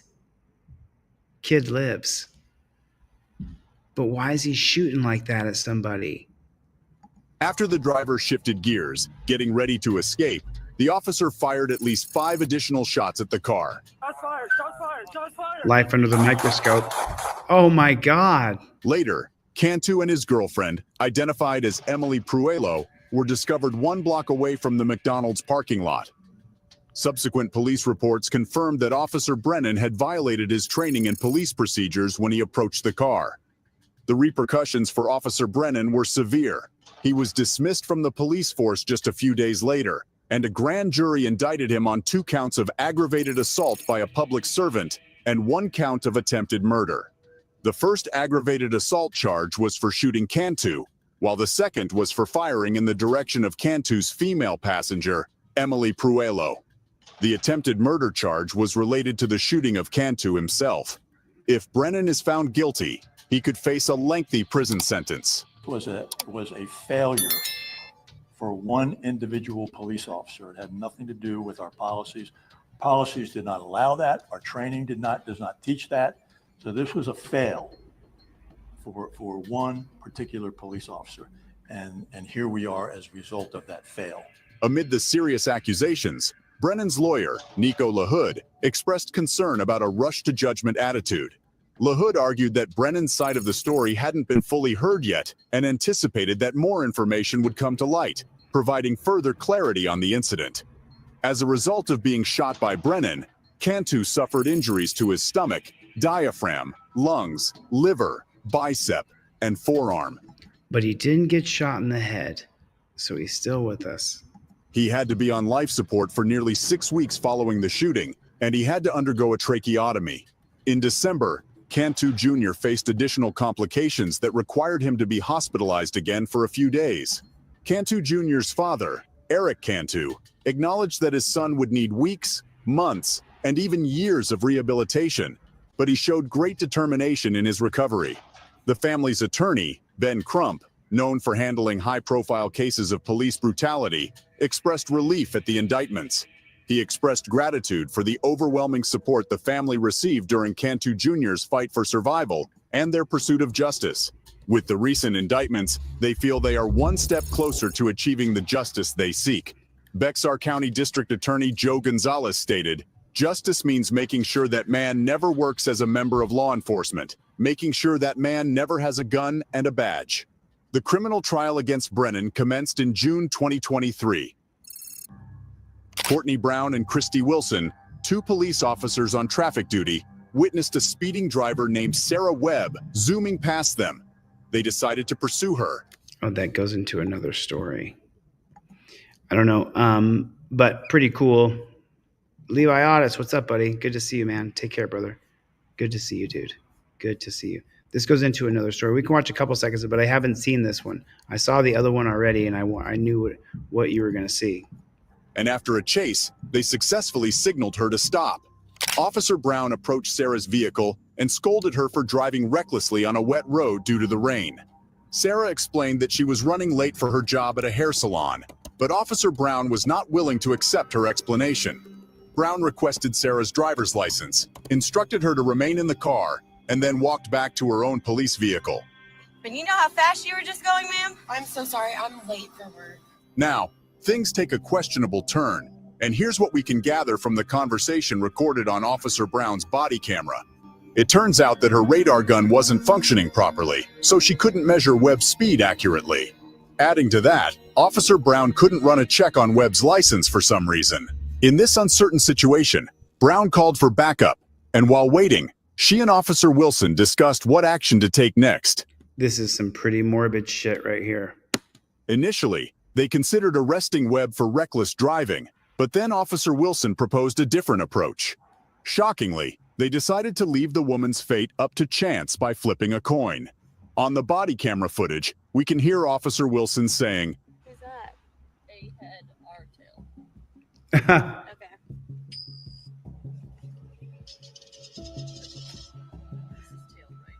Yeah, so really. Despite the result of the coin toss, the first officer still decided to proceed with arresting Sarah Webb, using the police code 23, which indicates making an arrest. The officers agreed to charge Webb with driving too fast for the road conditions and reckless driving. According to Officer Brown, Webb was driving at a speed exceeding 80 miles per hour on a wet road where the maximum speed limit was 45 miles per hour. Once a video of the incident emerged online, it prompted an internal investigation by the Roswell Police Department into the officer's actions. During the investigation, Officer Wilson and Officer Brown were placed on administrative leave. A few weeks later, both officers were dismissed from their positions due to their unethical conduct during the arrest of Sarah Webb. Eventually, the charges against Webb were dropped. Roswell Police Chief Rusty Grant expressed his disappointment, stating that such behavior did not represent the hardworking officers of the Roswell Police Department. What a load of shit. They always say that. They always do that. They always say it doesn't represent the bulk of the office. What were the exact words they used? Roswell Police Chief Rusty Grant expressed his disappointment, stating that such behavior did not represent the hardworking officers of the Roswell Police Department. It does represent the hardworking officers of the Roswell Police Department. You hired a moron. You hired morons who flipped a coin to arrest somebody or not. Let me see if I have Joe wanted some cop cards. I'll send you out some cop cards, Joe. Joe, why don't, because I sent you something the other day, Joe. Why don't you pay for the shipping? Pay the $6 and I'll ship them out to you. How about that, Joe? Yep. How about that, Joe in Tennessee? You know who you are. Why don't you pay the $6.05 for shipping and I'll send you out the cop cards. I just got a screenshot of, then you'll have a tracking number for you and you'll get your cards, you know? So, Unfortunately, I got to get the flock out of here. I got to take Charlie outside. He's right here and he's, let me see if he'll let me pick him up. Charlie has a pancreatitis. So his pancreas is really inflamed. So if you pick him up, it's kind of hard on him, you know. I can pick him up safely. Charlie, come here. I got you. Oh, I know this. There's the little guy. He had to have his arm shaved because he got his IV, and he's still there. He just is lethargic. He's not the regular Charlie. He's still all right. You see, it's so weird. It's so weird seeing that. But I've been on long enough now that I should take him out. He's got to go outside. He's definitely got to go outside. Chevy, what's up, Playboy? Marauder, what is going on? Salt Shaka. Danelle Brown, rights on. Rights are always on. Jody, how are you, Jody? Good to see you. Thank you for coming. Dr. Donna, Jennifer Hill, Angel, good to see you guys. Milena, Death Angel, I sent your trifold out, Death Angel. American. Hey, brother, I'm still here, still alive, not doing well, but I'm here. Thanks to God above. I really miss all you guys. I hope and pray everyone is well. American, love you, Eric. Love you, dude. Thanks for coming by. Hope you're okay, dude. American is the first person we did a big fundraiser for. We raised $7,000 and got him the best wheelchair he could get. But American, they said that you were going to die that year. You remember? They said you were going to die the year you and I met. And you have exceeded expectations. Adam Claw, Eric, good to see you, brother. Keep fighting. Don't give up. Don't give up. All right. Adam Claus, what's going on? I see Soy Leal. What is going on? Aaron, I'm sending you a free trifold. Everybody say hello to Eric. Eric he's had a very hard, difficult life. The wheelchair that Team DLZ that we all chipped in and got him is an absolute game changer for him. It's an absolute game changer. And I feel so blessed to be a small part of your journey, Eric. You met some guy on YouTube and he helped you get your wheelchair with your AI optical lens. So, dude, Brandy Sweeney, I'm sure, chipped in on that. KT, I'm sure, chipped in on that. Danelle Brown wasn't a member then, but she would have chipped in on that had she been around. Milena, Flow State, Brent, Angel, Joseph Barbini, Chevy. Chevy definitely did chip in on that wheelchair, Eric. Most definitely, probably several $100 too. Clown Patrol, good to see you, my brother. Nice to see you. KT, Brick Jonesy is in here. Brick Jonesy, there's Joe. There's Brick Jonesy. Yeah. You remember that, Chevy? That was one of our very first big ones. I did that in like 3 or 4 or 5 fundraisers because we just had small numbers, kind of like we do now because of the YouTube scenario here. Good to see you, man. Good to see you guys. Love you, Eric. Just so stoked, dude. So stoked to see you still kicking, still alive, still fighting. You know, that wheelchair was just a Band-Aid for Eric, but we did it anyway because it's about the quality of life you get while you're here. And it just warms my heart that he's here. My dog's dying, Eric. He's not good. He's not going to die. Jennifer Hill. Jennifer Hill wasn't on Team DLZ then, but she would have jumped in on that Northeast Colorado cop block. He did jump in, pretty sure.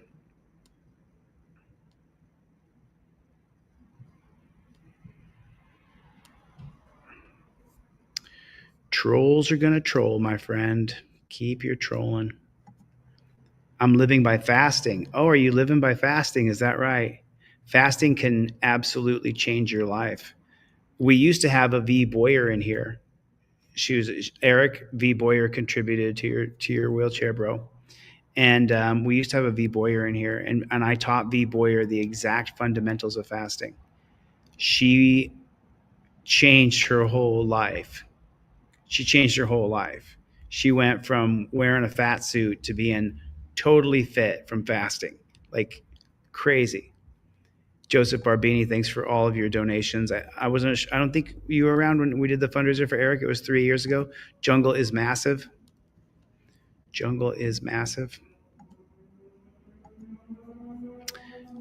Big Mike, what is going on? Big Mike, good to see you guys. I'm just saying, if you guys want to cruise, you can cruise. I'm just talking to some people, just life under the microscope. Good to see you, man. Sacramento Lenny, what is going on, Sacramento Lenny? Aaron said, yes, I have lost some weight since I've been out of the dungeon, but I'm still eating as unhealthy as ever as soon as I can. Carnivore and fasting, that's right, life under the microscope. Man, good to see you, Eric. I'm so happy you came in. I'm going to stay positive. Yeah, I've been spending a lot of time with him. I didn't get a lot done on Constitutional Law Scholar today. It's going to be a struggle with these numbers that YouTube is doing. It's bad. Chevy Playboy, what is up? Gates? You have rights. I know you got your little doggy too. Man, good to see everybody. Lost Dreams. Yeah, oh yeah. Lost Dreams, we definitely got Eric's wheelchair. Definitely. That was just amazing. Yep. Trolls are going to troll, my friend. Trolls are going to troll around, but it's kind of different now. Like I've kind of turned a corner. Do you know what I mean? Like I'm ready to stop working now and hang out with my dog and go have dinner and all those things. And I just have to remember that we don't stop, baby. We don't stop. I'm going to get the flock out of here, you guys. Thanks for coming to my TED Talk. I appreciate all your support and love. Join teamdlz.com if you want to support me and see the little videos I'm making. I know I've been slacking on teamdlz.com with videos and stuff, new updates, because I haven't done anything new yet. I've been depressed with Charlie. I haven't been doing anything. Just been spending time with my dog, petting him, hoping he gets better. That's what I've been doing with my time. So I don't want my dog to die, you know? So that's what I've been doing. Stay alive, my friend. Stay alive. Stay alive. April Rain, good to see you. I had to see Plead the Fifth. It's okay, Butch. Glad you're here. Glad you're here. Yep, I know it. No, that was a troll, Jennifer. You don't know the history, but that was a troll. I caught it all. All right, I'm going to get the fuck out of here. Thanks, Bruce, Greg, Mikey B, Chevy, V Boyer. I don't know where you are, but thanks for all your support and love. And moderators, thank you. I'll see you on the next one.